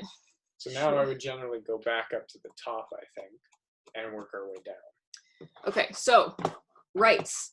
I'm writing this. It's based off of something that is public domain. We went into public domain and stuff with rights in our last webinar, so we'll leave that for now. But in this case, I'll just write Emily. Oops, where'd it go? I opened my something. Here we go. Emily Dix, writer, to just remember that it's me, and I'm not going to charge anything. So there's no cost in this. And again, here, writer, I can say that it's me. You expenses are for, like, say you hired someone to write something and you're paying them $500 to write the show. You might also say, you know, you can charge us for what your paper costs. For you're writing in a coffee shop, here's your coffee. It's just any of the things that's not specifically to the writer, but is related to the cost of writing. In this case, I'm not going to have any. Dramaturg, of course, is somebody who helps, like the writer and director, sort of understand things. You can be someone who helps develop a script. Again, we don't tend to use them. Writing expenses, in our case, there's not really anything for the script costs. Yeah. Yeah. And that's, again, that is only, like we said before, that's not because that's what happens in indie theater. That's because we're willing to put in the elbow grease to make sure that can happen. Like, we put in the free labor. Let's put in some money, because I'll show you how it's going to put us over budget and why I end up working for free. So let's pretend that I'm getting a $200 honorarium for the rights for the copyright. Show. Yeah, $200 for the copyright, but that's going to end up coming out. Okay, then we get into production labor. So here we see all these different people we could possibly hire. Producer, so I'm one of them. Oops, I can't type today. And Conor is one. What I sometimes do with some of these people, because we have so little money to pay them, is sometimes we do cover expenses more than actually them. And that's not by giving them money, but it's like, you know, every time we have a meeting with our stage manager or something, we buy them a coffee. When we're in rehearsals, I bring them. I feed the cast. Food goes a really long way. If you can't afford to pay everybody, a great thing to budget in is that you're going to spend $20 to $50 every rehearsal to bring people something. And don't just bring Timbits every time, you know, like find out what people like, see if you can bring something healthy. It really kind of boosts morale, and people who are fed are in a better mood. That was actually the first ever film set I was on. I went up to the producer and I said, I want to be a producer. This is 6 years ago, I guess. It's longer than that. Seven, 8, yeah. And I said, do you have any advice? And his first piece of advice was don't. And then I said, well, how did you get into it? And he said, well, for most producers, you get into film producing by having $5 million that you're willing to turn into $1 million. So all of a sudden you have an idea of what producing is. It's a thankless job but everything falls on you. Where I was going with this is that he said, the actual advice that I'd give you is keep people fed. He said, because if people are hungry, they will start noticing everything that's wrong. Yeah. And as good as we are, even the best producers in the world can't make everything perfect. Yeah. And as soon as people are hungry, they get grouchy and they will just notice every little thing that they could possibly do. And if you can stop that from happening, then it'll be a lot smoother and you'll be able to manage more effectively. It saves time as well because you still have to give them food breaks, but if you have stuff people can eat there and they're not wandering off and getting distracted and everything, it's easier to stay on schedule. So it's like herding cats, right? So it's another thing to keep in mind. So I've filled in a few numbers here. Again, we actually never get paid for this, but I'm going to put some in just to show you for where we'll end up taking it out. Yeah. And these are very low, again, honorariums. They're not being paid because the number of hours we put into a show, I don't even want to think about. $100 would be nothing. So that's a thank you cost. Production manager, we don't tend to have one. Yeah, so we've got our stage manager. A producer can take on a lot of the roles of a production manager in indie theater. It would be really if you have multiple producers, then usually, like Emily, she usually directs as well, but in her producer role is much more in the production management space, and mine is much more in the sitting on a computer doing finances space, which are two of the oversight positions. Yeah, and your stage manager can take on some of that as well, but make sure that if that's something that's negotiated and agreed on at the beginning. Don't assume that an SM is going to do your production management stuff. So that means don't assume that they are going to deal with all of the techs, that they are going to figure out the tech week schedule, the venue, any of that. Their job is to be there, like in your rehearsal, to take blocking notes and make sure that the director is staying on schedule, to call the show, and that's about it. Stuff outside of that, make sure it's agreed on. It's especially important in equity things because it changes the rate of pay, but in anything. This show doesn't need a music director. Are we staying at 800 for the stage? We have 16 shows, so that would be $50 a show. Yes.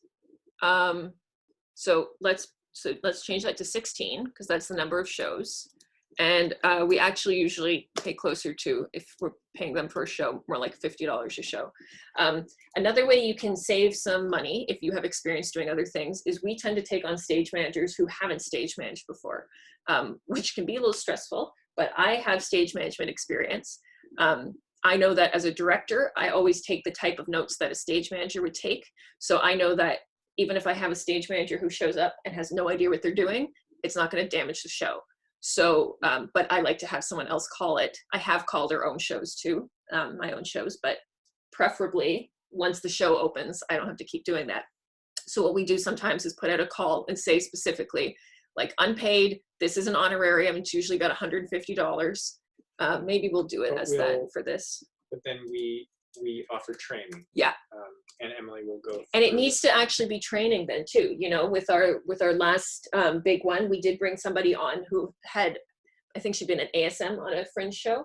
The first hour in our Q2Q was kind of terrifying as she tried to figure out what she was doing, but then she caught on She made some great connections, and she's been doing a lot of stage management work since then. So be honest about what you're offering. If you say you're going to train them, train them. Don't just throw it at them and then get mad if they don't do it. You know, I talked her through how to do a prompt book. I was there with her for all the things. There were a lot of rehearsals she couldn't come to because of other commitments, and that was fine. That's something that wouldn't be fine if we were actually paying her and paying a real wage. But when you're offering $150 for a skilled job, manage your expectations. Okay, so I've changed that to the one-time payment of $150 because that's more often what we do. Don't need a music director. Don't need a choreographer. Intimacy directors are things that are coming up a lot now. So you would be good to get an intimacy director if you're doing, obviously, anything that has to do with like sex or anything really physical like that. Possibly with some fight scenes in addition to a fight director if you're doing something that feels really intimate. But it's something you should talk to your director and your actors about, because there can be things that, you know, maybe you think there's nothing intimate about this at all, and for whatever reason it really makes an actor uncomfortable. It can also help with difficult subjects. Yeah. Like if your show deals with triggering topics or things that might be difficult to handle from a mental health perspective, then an intimacy director, just having somebody who is there, who is wholly mindful of that sort of how people interact with both each other and with the material. Because I know directors can tend toward, like, people get focused on their job and their art, and people can forget about the other things that happen along with that. So it can be really useful to have somebody who can just look at that. And it's not a position that you need there every day. No, that's what I was going to say. What I would recommend, if you possibly can, is to maybe at your first blocking rehearsal, maybe even earlier than that, have someone come in, even for a short session, even if you don't think you have really sensitive things, to just be like, here's some general guidelines for how to deal with anything. Like stuff we've done has been like, you know, clapping in and out kind of stuff. And then if you have something that's like more intensive, you probably want to bring them in on the same kind of schedule you would a fight director. So probably like bring them in when you're first going over it, bring them in to check it again, bring them in the first time you were in the venue, and then maybe bring them in just before opening night.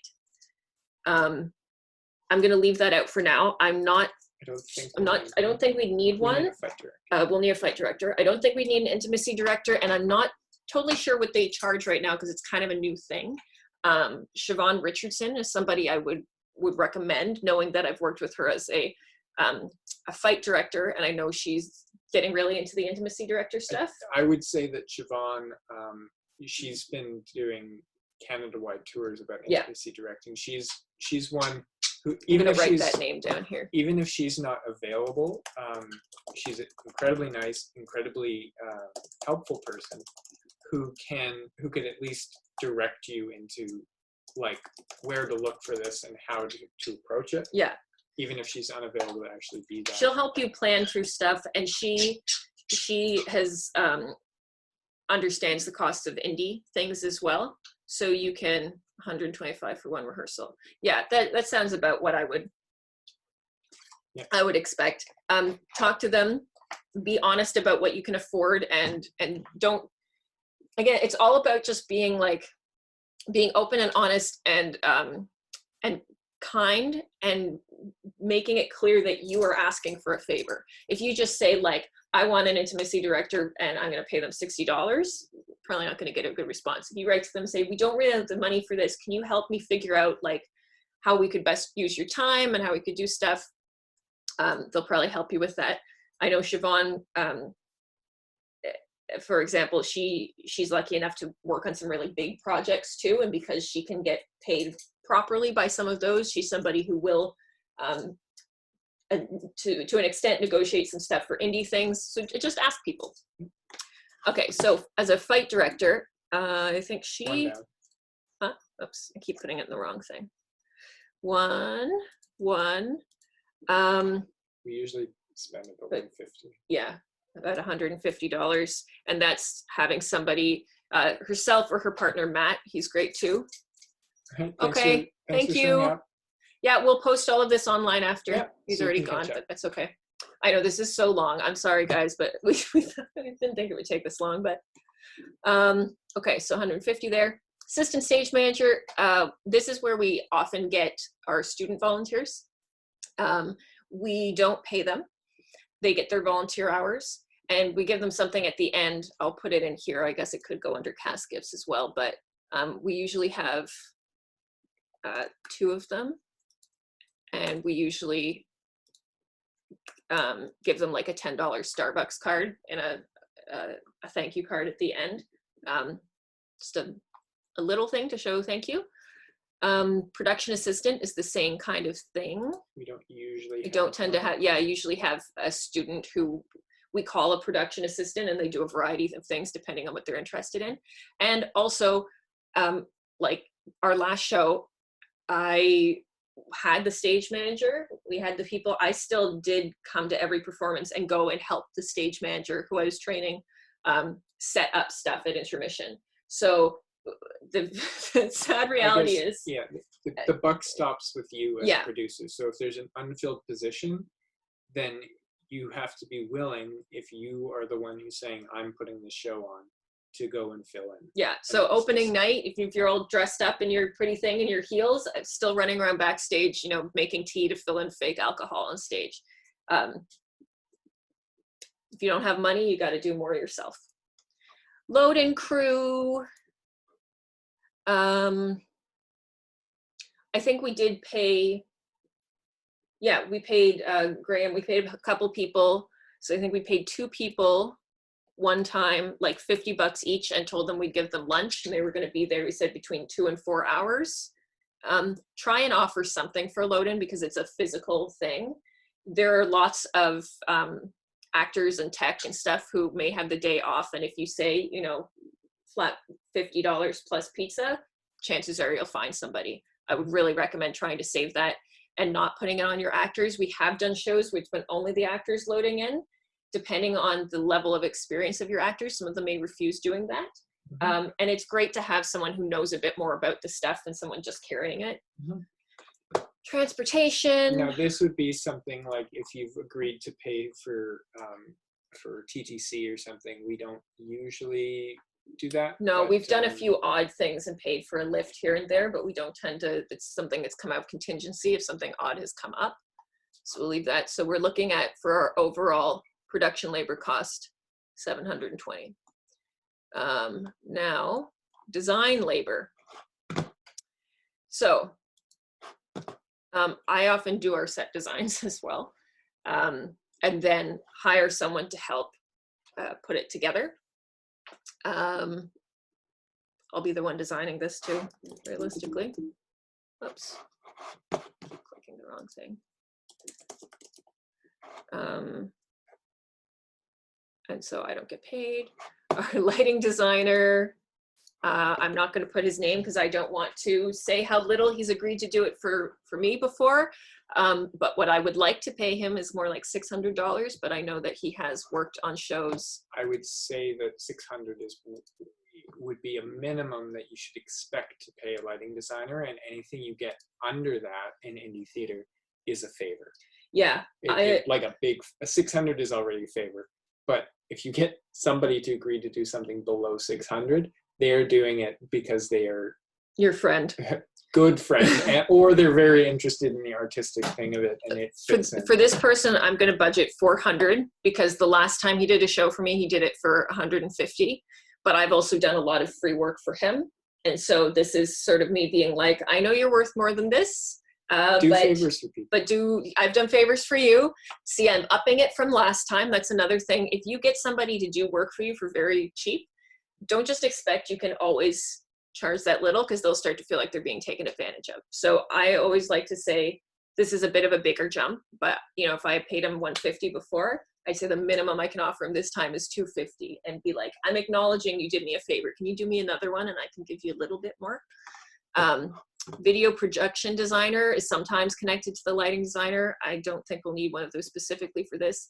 Sound designer. I often end up doing my own sound design, and I always regret it. It's expensive. Yeah, I'm gonna say 400 again for the person I'm thinking of, which again is low, but is somebody that I know did a larger indie show for 500, and Yeah. so it's just to give you an idea of where the numbers are coming from. Prop master, that's always me, so there won't be anybody. Costume designer is me. I guess I will put my name in these two, and you can see how many of these things I end up having to do. Design expenses. What did you have this as assistants? I don't tend to have any assistants. If I did, it would probably be a volunteer.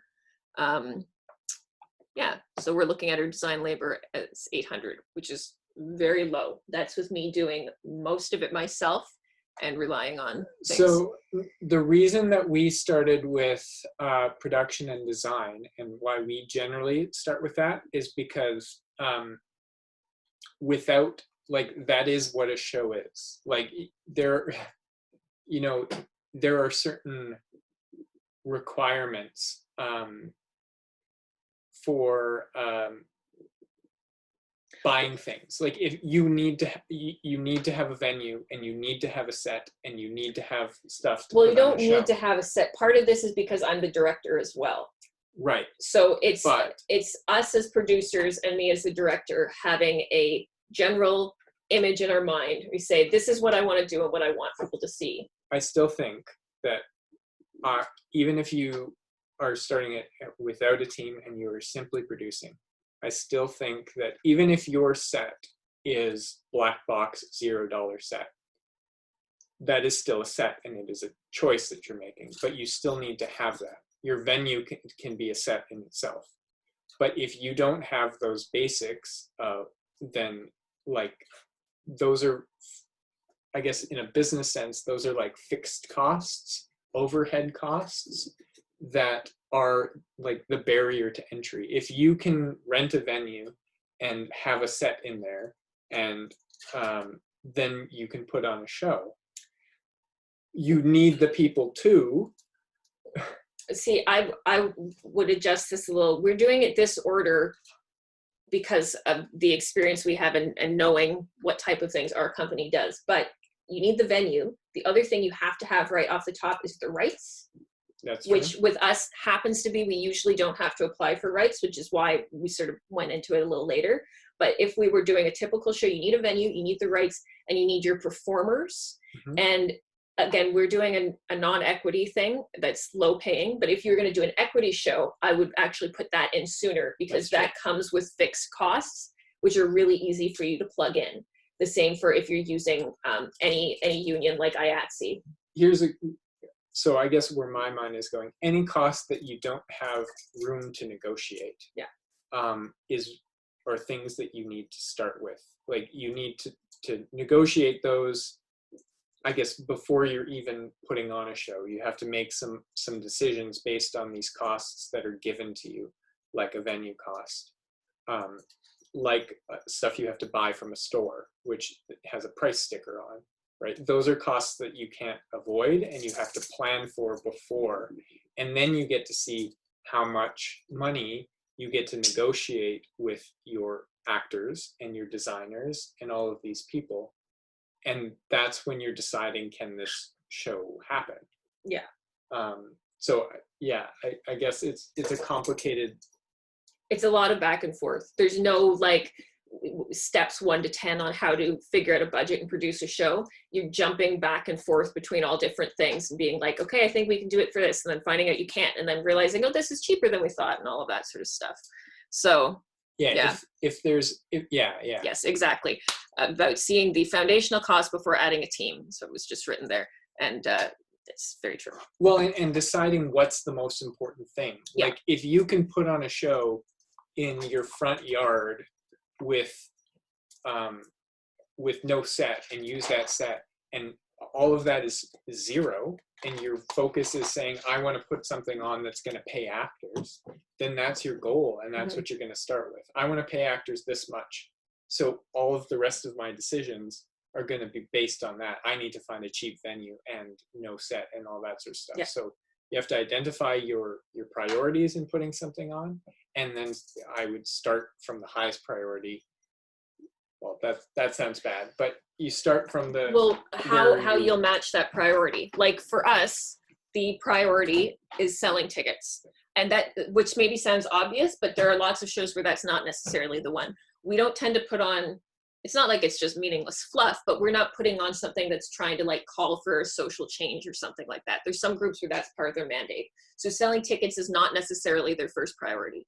Their first priority might be getting across a message. And so it might be really important to have a certain design, and that is above selling tickets. So even if you're spending more money than you maybe should in something else, it works for them. For us, we want to sell tickets. So we know that we need the show to look good.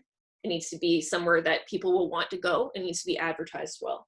And so that determines our things. And unfortunately, that can mean that the things that are, I don't want to say less important, but that are less important when it comes to meeting that particular goal are things like labor costs. But that goes back to, again, you also aren't trying to take advantage of people. It's like, well, why are we trying to sell tickets? Because we're trying to get a company established so that we can make more money, so that we can pay people properly. And we want to sell as many tickets as possible so that we can do a profit share. Like yeah. we don't, as a company, like the company takes one share, yeah. which is the same amount that an actor gets, yeah. right? The company doesn't take, it's not like we take, I've heard of some profit shares where it's like 50% of the profit goes to the company and 50% is used in a profit share. Yeah, and we don't do that. That's, I think that that's you have to be I mean, that's our own personal opinion. That's my own opinion, that that's and you exploitive. can structure anything the way you want it to, but it's about finding, again, those goals and ways to create value and ways to best satisfy those goals. Yeah. So, yeah. Yeah. So that said, getting now into our performance, here we have it broken up as lead actor, principal actor, supporting actor, chorus. The breakup here, that's more important. That's my budgie in the background. If you hear this weird noise, we have many animals in this house. Thank you, Felix. We have it broken down this way for if you're doing like an equity thing, then there are actually different minimum costs.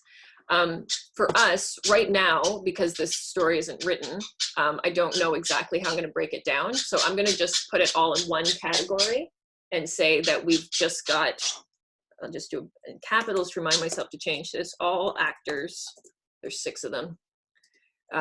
So the number of actors, 6, flat rate.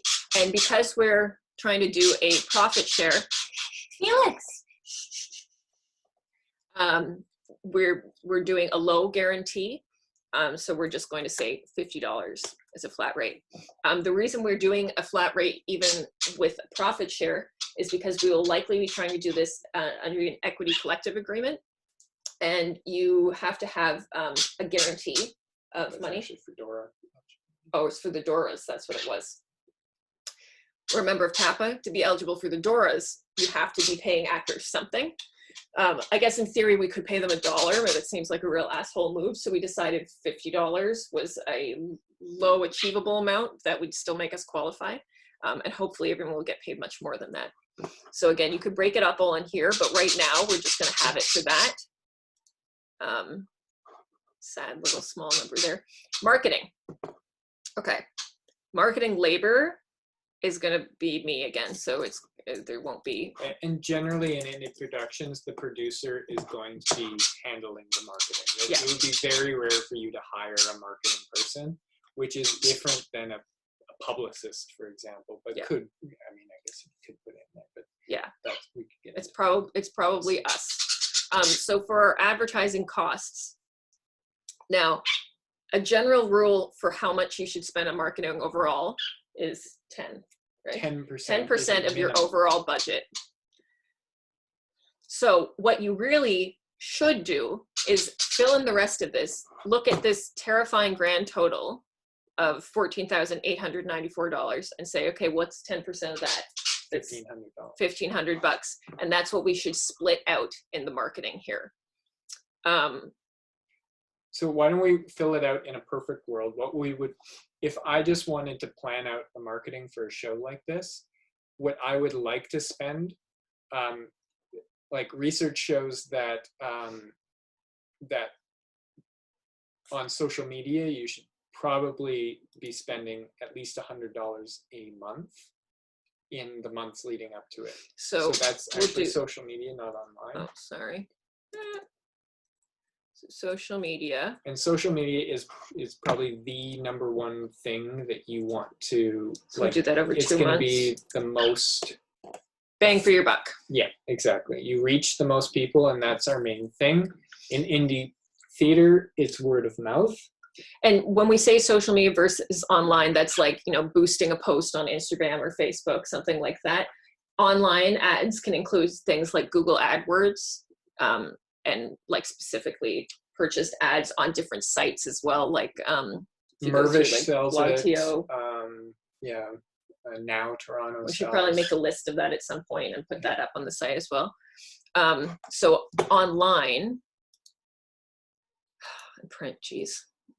This is never a fun one to do because we basically always figure out what we'd like to spend and then look at it and go, oh, we can't possibly. One that you should consider that is not necessarily as unachievable as you'd think is TTC ads. They're through Pattison. They're not cheap, but depending on where you're putting on your show and how long your run is, they could be worth it. So here we're planning a 3-week run. So I would say that a month of TTC ads that start a week and a half before we open and run through most of the thing. If there was a streetcar line that takes us directly there, then that could be worth doing. So do you remember what our... Yeah, so if you're talking, the cheapest one that you can do is I can post, I think it's public knowledge. Yeah, I think if I'll type Pattison. And No, you won't be able to get it online. You have to request a sales agent to get No, but I'm just saying who they ask from. Pattison is the name of the company that does all the billboards and everything. Schlosser is the representative. But anyway, you can get a list of how much things cost. So the cheapest one are the ones that are on the roof of in a streetcar, buses and streetcars, and they're $75 per ad for a month. Now, the thing you have to recognize, that sounds really good, but a single ad is so unlikely to be seen. So you need to put a few of those up. I believe that Julie, you can add, when you reach out to these people, then you can really talk to them, like their understanding, and their job is to help you build an effective plan. But generally you're going to be spending at least $500 to get anything that affects ticket sales at all. Yeah. That sells 10 tickets would be like, you want to, hopefully $500 would sell approximately 20 tickets. Yeah. To make don't make me do my mental math. Let's say that we're going to pay for 8 of those, which is a small number. We're going to pay it once because we're going to have it run for a month, but of course, starting before we open, there's no point in it running after. And those are $75 each. So you're looking at about $600. Print ads depends very much on who your demographic is. If you're reaching out to older people, it's definitely worth trying to put it into like a major paper like the Star or something. Print ads are super expensive. Yeah. So you really need to think about that. Another one, if you want to, like if you do have some money and you want to, or a donation or something like that to get it out, something like Mervish or Soul Pepper, they'll sell ad space in their programs. And what you're doing then, when you're thinking about places to advertise, you want to be as effective as possible. So you want to find the people who are the most likely to go see your show. So think of large theater companies. The people who go to theaters to see a show are the people who are going to see your show, likely. Theater goers are generally the same people go to multiple shows rather than people going to one show a year. So those are probably better spends. I know Mervish, like if you get into, say, Come From Away, one of their big shows at the Princess of Wales, they'll put it in, you can only buy it for the entire run of the show, but for a full page ad, you're looking at like $6,000. So it's an expensive one, but it's very likely to have a return. And so that's the sort of thing you have to think of. And a good way to evaluate whether or not it's worth it is to think of how many tickets does that ad have to sell in order for me to make back that money. When you're looking for sponsors for your show or something, that can be a good place to have some of this researched. Maybe say, okay, we can't afford $6,000 as it is now, but say you go to a car dealership, you go to Fiat and say, we want you to sponsor our show. We want you to be the named sponsor. And one of the things we can do, if you can give us $6,000, is we will have an ad that says, Fiat supports this indie company and has their name in there too. So it's advertising for you as well as them. And that can be a way to get sponsors involved and to cover some specific costs.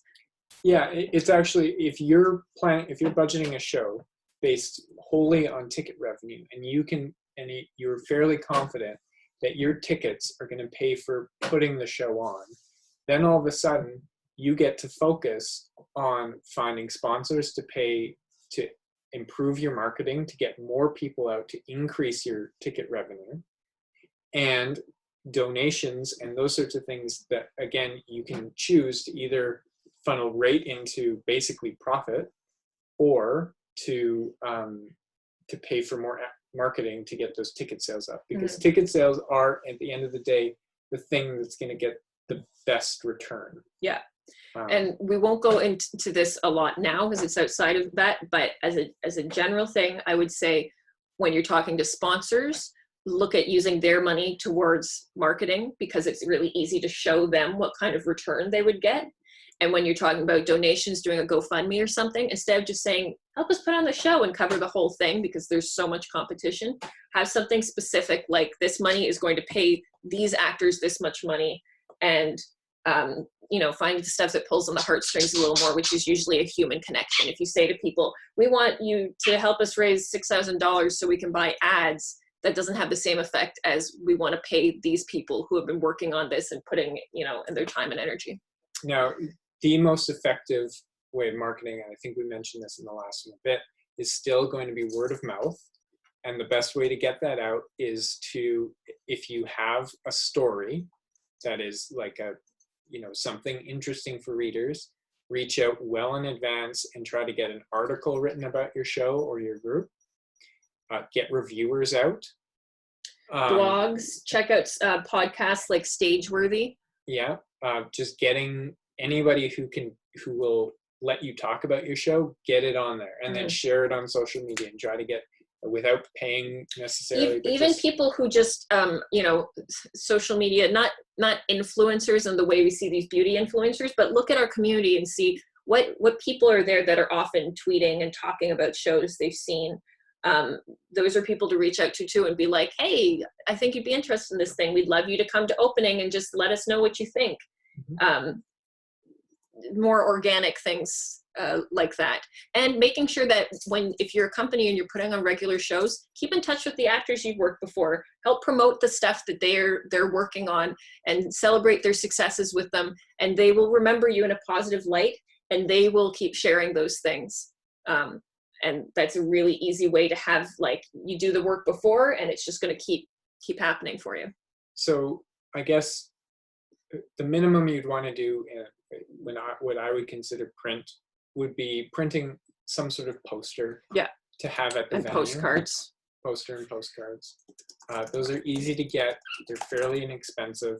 You get 1,000 postcards and a big poster for $300-400. Yeah, I'm gonna say check out ePrint Fast is where I basically always get stuff. You can try and get print sponsors, but I'll tell you, every print sponsor is getting daily asks for free stuff, so it's unlikely. ePrint Fast is online. They're reliable. You get them pretty quick. They're pretty cheap. They have sales regularly. I usually budget about $200 for that, and that gets us like 50 posters. And you don't need to get, people always, I have so many postcards sitting around. Don't get more than 500 postcards unless you know there's someone who will take them, because you can ask your actors to hand them around. They're not going to hand out that many. People don't have time. But if you know that there's another theater that's putting a show on that's willing to put them in their programs or something, like ask a little bit before you buy them, so that like it's not a huge amount of money, but then you're not wasting paper. So I'm going to say $200.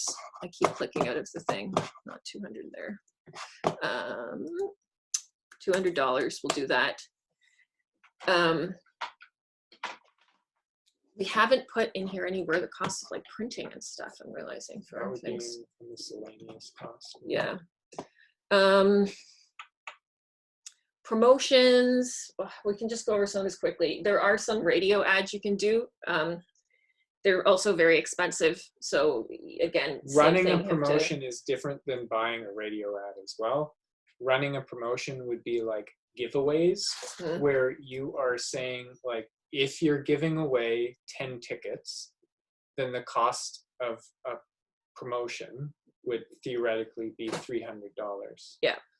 The cost of the program. That would generally be a printing expense rather than a marketing expense. Yeah. We could talk a lot about programs because we personally have some different views on how a program can be distributed. What we're going to start transitioning into is actually offering online programs that are easily accessible for most people so that they can get the information that they want. It would be good to still have a number of printed ones for people who, yeah, that's the cost of the she's asking. Yeah, that's what I'm answering. Yeah. So, so printing those off, you maybe have a few. We've been talking about having more in-depth ones that we would actually sell. Yeah, again, that depends on what information you have to do. But to print a program, it depends on how in-depth you want to be. We usually do 4-page programs. Yeah, and 2 pieces of 8.5 by 11. The honestly, one of the cheapest places to go is Staples. You can print black and white for 10 cents a page or color for 50 cents a page. That still adds up really quick though. Yeah. If you find that you're doing this regularly, we invested in a good, well now it's broken, but it was a good printer. That's the cheapest over time, definitely, to buy yourself a printer and to look into what ones are good with ink usage and have cheap ink. Because when we've done that, I have budgeted $100 for the program, and that covers the cost of buying a new thing of ink and the paper, and it usually actually costs us more like $40. So I guess you can consider that advertising expense. That's something you can kind of put in any category that you feel it best represents what you're making a program for. So, so I'll write program printing here. 300 is usually what I end up spending if I print all of our programs. Okay, so we'll just do that as a 500 flat. Okay, yeah. People do like programs too. Even if you want, like we have been trying to find ways to use less paper, both for cost and sustainability. But I was involved in a show that decided they didn't want any programs, and we had a lot of complaints. So I would recommend having some there, especially if you get older people again. But I mean, personally, I keep a program from every show I've been to. So even if you're just printing a one-sided thing. Or using your postcards. Using your postcards, yeah. It's a way to just list who everybody is. The biggest thing people want to know in a program is just who's involved. We should do a thing on how to do a program design too. Be... Add that to our list. Okay, so now we have gone roughly over things. Stuff we haven't included yet are more detailed things about, like, if we're printing the scripts for people, what that cost is going to be. When we're buying food for people, that's going to be some specific stuff. This is like, despite how long this has taken, this is a really general, basic one. So you see our grand total now is a bit over 16,000. We go back to our revenue projection. If you go to the top sheet, easiest place to see. Yeah. Then you have the difference you can see very easily that you have a $16,000 budget, a $13,000 revenue, and a profit loss, that's what PL stands for, of a loss of $2,500. Yeah. So then you have to decide at this point, am I going to decrease my budget, or am I going to try to fundraise or gather that $2,500 in another way? And if I can't do that, you still have to decide what you're going to cut, or if you're just going to cut the show. So now I'm going to really, really quickly go through and show you the first things I would do when that happens. So I go through and find all the spots where I'm getting paid and go, oh, guess I'm not getting paid this time. So take out the rights there. Yeah. We as producers we get cut always first. Yeah, you're the last one to get paid, no matter what. Even if you budgeted yourself to get paid, you are the last person that gets paid. And it's more likely that you will take, like even in high value productions, even if you're putting on $100,000 productions, the producer is the one who's more likely to take a share of profit and pay everybody else and say, I'm just banking on this going well.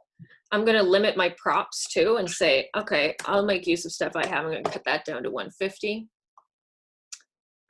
These are things we can't really change too much. Posters, postcards, we're going to try and leave those in right now. Now we're going to go over to our revenue projection and look at our ticket prices and say, okay, maybe we need to add a fee that we're going to keep to these. Let's say we're going to up this by $2, these by $1 each. So now our projection has gone up to 14,483. And very quickly, we've changed our loss down to 1,180, right? In a very, very quick time. So then what I would do is keep fiddling. I would go through and see where we can change stuff. I would go and play with the numbers and see, well, how much more can we charge? Another nice thing, just quickly, is that you see your loss is less than your contingency right now. So that means you're in a good spot, right? Because your show can happen at this point. Yeah. If everything goes perfectly. It won't, so we want to keep cutting it down. Yeah, my goal would be to get it so that there's no loss and that we're at a because again, if we're doing a profit share, you need to make sure you're making a profit. But I would say, looking at this, the most that I want to spend on this show is probably like 14,500. I would say is like a reasonable amount to do this 3-week run of what I'm thinking.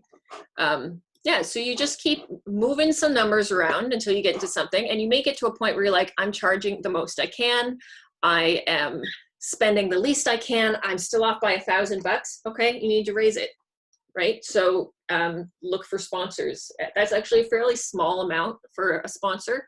Or for multiple sponsors. For multiple sponsors. So that's the thing too, right? It's like what they say, 80% of the money you get is going to come from 20% of the people that give money, right? And 20% of the money will come from 80% of them. So when you are looking for sponsors and you're reaching out for donations, you usually get about a 1% success rate, which is horrible, but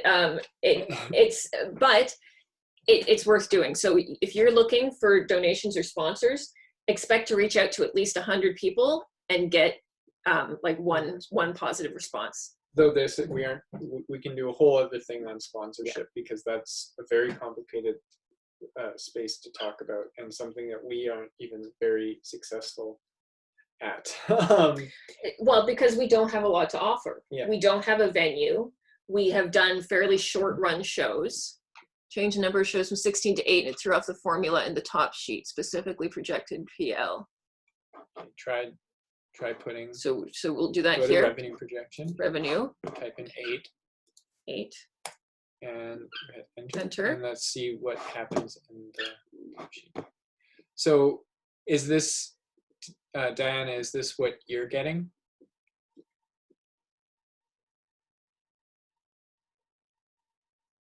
Oh, it's probably Oh. just not big enough. So if you see those pound signs, do the little double click on the line in between, or click and pull. Right, it's locked. It's locked? Yeah. So she can't even move this? Oh. Yeah. I will fix that, because so if you what can I tell you to do? So that just means that the number is too big to She can't change show. any of this, eh? None of the. That's weird. Why doesn't it do it in ours? Oh, we can't do anything. Yeah, so the formula is not messed up. It means that the number can't fit in that size cell, and normally you would just go and do what I did to drag it, make it fit. So Diana, if you right click on top sheet at the bottom here, you'll see where this says protect sheet, it says unprotect sheet. If you click that, then you can go up and move. Yeah, it's fixed. I'll change the zoom. Okay. There you go. Beautiful. Yeah, so you see that if we do that few shows for this kind of thing, we're screwed and we can't possibly do it. Yeah. So we could talk a lot more about that, but we've been talking for a very long time. Yeah. Does anyone have any specific questions, or is there something you feel we completely glossed over that's related to budgets or contracts?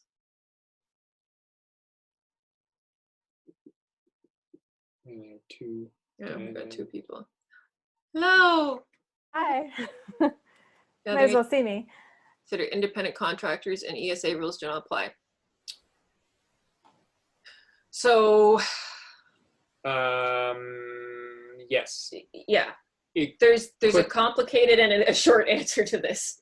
Yeah, independent contractors, as a general rule, they are governed differently under the Employment Standards Act. There are still you have other considerations that you have to do, but things like turnaround times, hours in a day, those sorts of things are not often don't apply to independent contractors. What's more common when you hire an independent contractor is that you say, like, I need X, Y, and Z done by this date. And you don't care how they get it done, as long as it's delivered on that date. And you may have check-ins and ways to talk to them and keep communication open. But other than that, that's just what it is. You do still have obligations under such things as the Human Rights Code, there's a lot of different legislation that you have to keep in mind. You have to provide safe workplaces. Mm-hmm. You have to, and they may be governed by unions, guilds, or trade organizations that have their own set of rules. So you just have to keep that in mind. It's not an easy blanket statement. Yeah, I mean, the thing I would say is with the size shows that we're talking about, technically we avoid a lot of it because we're not really, like, we're giving honorariums, we're not paying people, for one. So we don't even really have them as independent contractors. They're more like volunteers. So, like, on the one hand, it means that, yeah, the labor board couldn't come in and enforce stuff with us, but at the same time, those rules are there for a reason. So I would still follow them. You still want people to be safe. Just like a general consideration for people would be like, let's not make you work for 12 hours a day, so there might not be something that's legally making you do those things, because basically we're small enough that we're kind of under the radar and not really doing that, but follow as many of them as you can to just be a good person. So Diana, I see timelines for a 3-week run to hiring to strength. Oh, awesome. Oh yes, rehearsal costs. Yeah, so rehearsal costs we did forget. Thanks for pointing that out. So So for me, I budget 80 80 hours of rehearsal time. And I do that regardless of the size. Well, not regardless of the size, but for any play we're doing, not for like a one night little cabaret thing, but for any full production we're putting on. Because we can't pay people anything for rehearsals and we can't pay them well for the show, I spread it out to accommodate people's schedules. So that usually takes place over about 2 months. But depending on the time of year, it might be even longer. When we did Rear Window, it went up in March. But because I knew, for one, that casting might be difficult because I need a really strong lead for the one, I did casting in December. And I didn't have anyone start until the new year in January. And I think we met, we met like a couple times in January, and I gave everyone the scripts and we kind of talked about it and then left them to do stuff.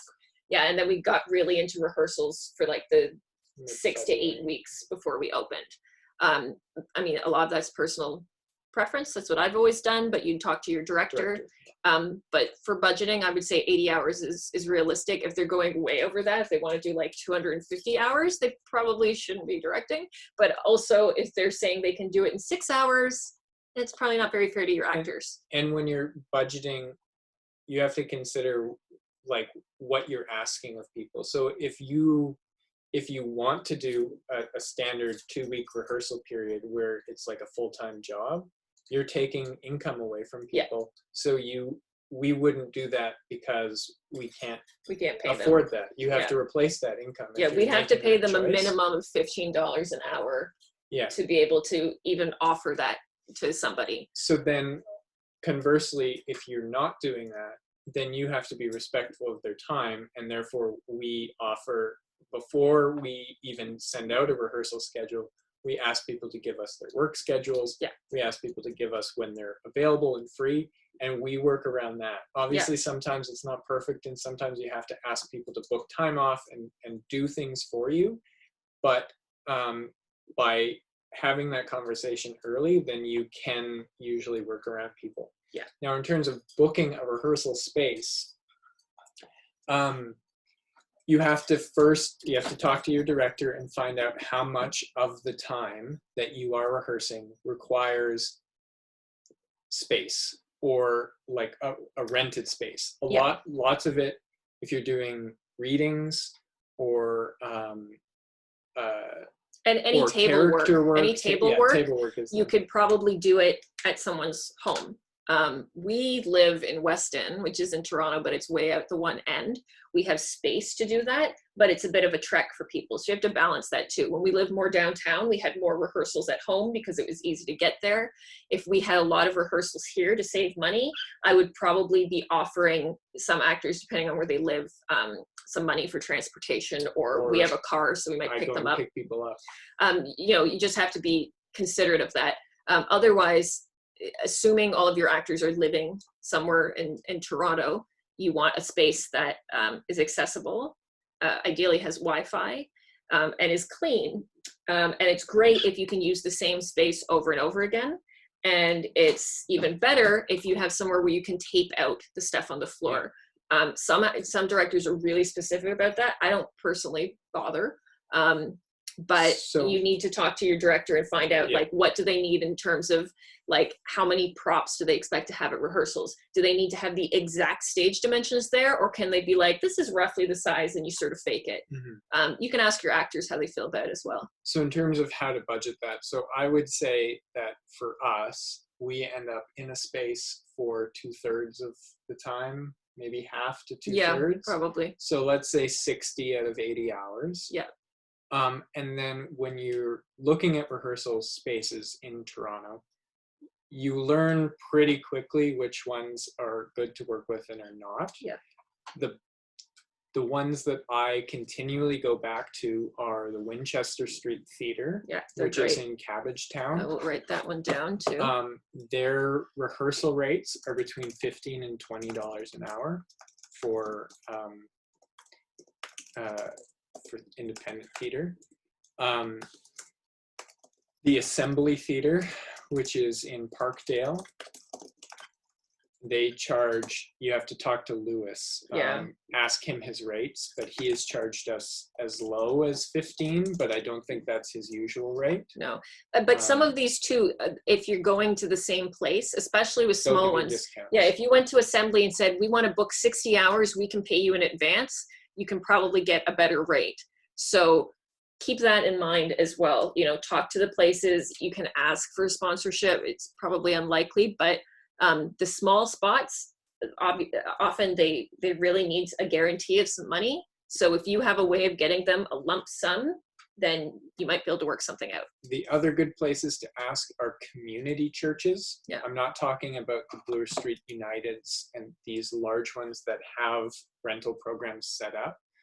But if you go to a church, if you go to a church, yeah. if you're part of a community that's based, that's church based, or even if just down the street you have a church and you're like, oh yeah, that church is always there. Churches have basements. Mm-hmm. Churches have community spaces. That's part of what they do. Yeah. If you go to them and explain what you're doing, explain the community impact, explain what you're doing, lots of times it can be very cheap or free. Yeah. So those are great places to use your connections, so, like both what you have and talk to your cast and crew. Like neither of us go to church, but we've gone before and we've asked and said, does anybody here do that? And we managed to get for one show this almost all of the space for free, because we had an actor producer who was in it, who was very loosely linked to the community, but went in and was like, look at me, I'm a good church going boy, and it worked. So usually I would budget that, like, we usually end up spending around $800 on rehearsal costs. Yeah, so this is a little high. If I was doing this, like, through this process, I would budget for $20 an hour. Yeah. Because that's what most minimums are listed at. It really, really, really is dependent on how, like, Emily is wonderful in that she is a very accommodating director. She can direct in almost any space and can visualize things without needing specific things. So that helps us a lot. But if you don't have that, then it's going to be more costly. And everything that's more specific, anytime you can't make compromises is going to add costs. Well, and also we tend to do like chamber dramas and stuff set in one thing. True. If you're doing like a huge show, if you're doing a musical, this cost will be way higher. If you need a dance floor, if you need mirrors, if you need a piano, all of that's going to really jack up the price. So, but budgeting here for, like, if you're just doing a general one location kind of set, $20 is a good guess. And personally, we usually end up spending closer to $15, but that's with doing some negotiation. Toronto Contemporary Dance Theatre, yeah, that's another one. This is it. The Winchester is actually owned by the Toronto Contemporary Dance Theatre, so it's the same rates. But if you need dance space and mirrors and that sort of thing, then they have all of that. Yeah. So those are, and that's also in Cabbagetown. So those are always my first call. Yeah. Are those two. They're very nice. Because it's just, it's very easy. One last thing to consider with that too, talking to spaces, cash flow is often a problem for these. Personally with us, like we put our own money into it, and fingers crossed you can get it back. Before you say that, I think the getting it back, something we haven't mentioned yet is that when you're budgeting based on revenue projection, you have to remember that revenue is coming in sometimes up to 4 weeks after your show closes. Yeah. So, and that these costs could come up as much as 8 months before the show opens. Yeah. When we're talking about venue. So that's a whole other thing we haven't talked about, raising money. But yes, it still has to come from somewhere, even if it comes back, whether that's from you, whether you've got people who are willing to give you loans, however you go about it. What I was going to say with the rehearsal spaces is because that is like a regular cost that comes up. We often talk to spaces to be like, can we kind of give you like a lump sum here and some here? Can we spread out costs instead of paying day by day? It depends on where you're getting your money from, but that's a thing to consider with some of this. And the same with paying your labor costs. talking to them about like, is this something that's paid up front? Can we pay it after the show? How many days after the show? Can we do it in installments? All of those are things to consider as well. And it's going to depend completely on where your money is coming from. And remembering that you're balancing benefits. So like we said with assembly, if you can offer upfront costs before you use their space, that's a benefit to them. However, and you might be able to get it cheaper. But if you look at larger companies like Winchester and Canadian Contemporary Dance Theatre or ballet schools, or these people that already have things basically paid for, then you're paying more, but you might actually be able to say, can I pay you when I get my ticket revenues? And have more flexibility in when. So yeah, it's, okay. Any other questions? I can't believe we've talked this long. 3 hours. We need to do now like a 10-minute condensed version of this, because who is going to watch this over again? Thank you for sticking it out, guys. Okay, so if you have any questions, you can always write the TITC@gmail.com. I encourage you to look at our website. I encourage you to sign up as a member. Again, it doesn't cost anything. It's just sort of giving a commitment to following our code of conduct, which is basically just like being a decent human being, and then helping to support fellow people. We've got some big stuff that we're working on that we're hoping is going to start up in September, some big plans for the TITC. We are currently just trying to get more people to know about it. So if you like this, share this stuff, tell your theater friends about it, get people to follow us on social media, because the more people we can get interested, the easier we can get sponsors. And that's what we're trying to do, so that we can put that money back into the little communities that on their own would not be able to get that kind of support. You can read all about that on our website. So thank you very much for coming. We will wrap this up.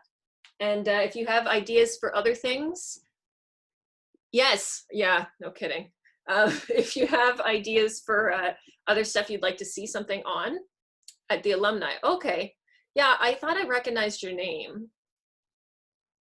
I don't know, I see people's names around. Yeah, we've done a few shows at alumni. I'm sure we will be back there again. That's our go-to when we need like a traditional style theater, because it's by far the most affordable traditional theater. Yeah. Yeah, so if there's anything you'd like to see us do one of these on, an in-depth one like this, or like our last one that's a bit broader, let us know, send an email, put it in the comments, whatever. We need stuff to do during COVID, so great. Thank you very much. Have a good one. Stay happy, stay healthy. Bye.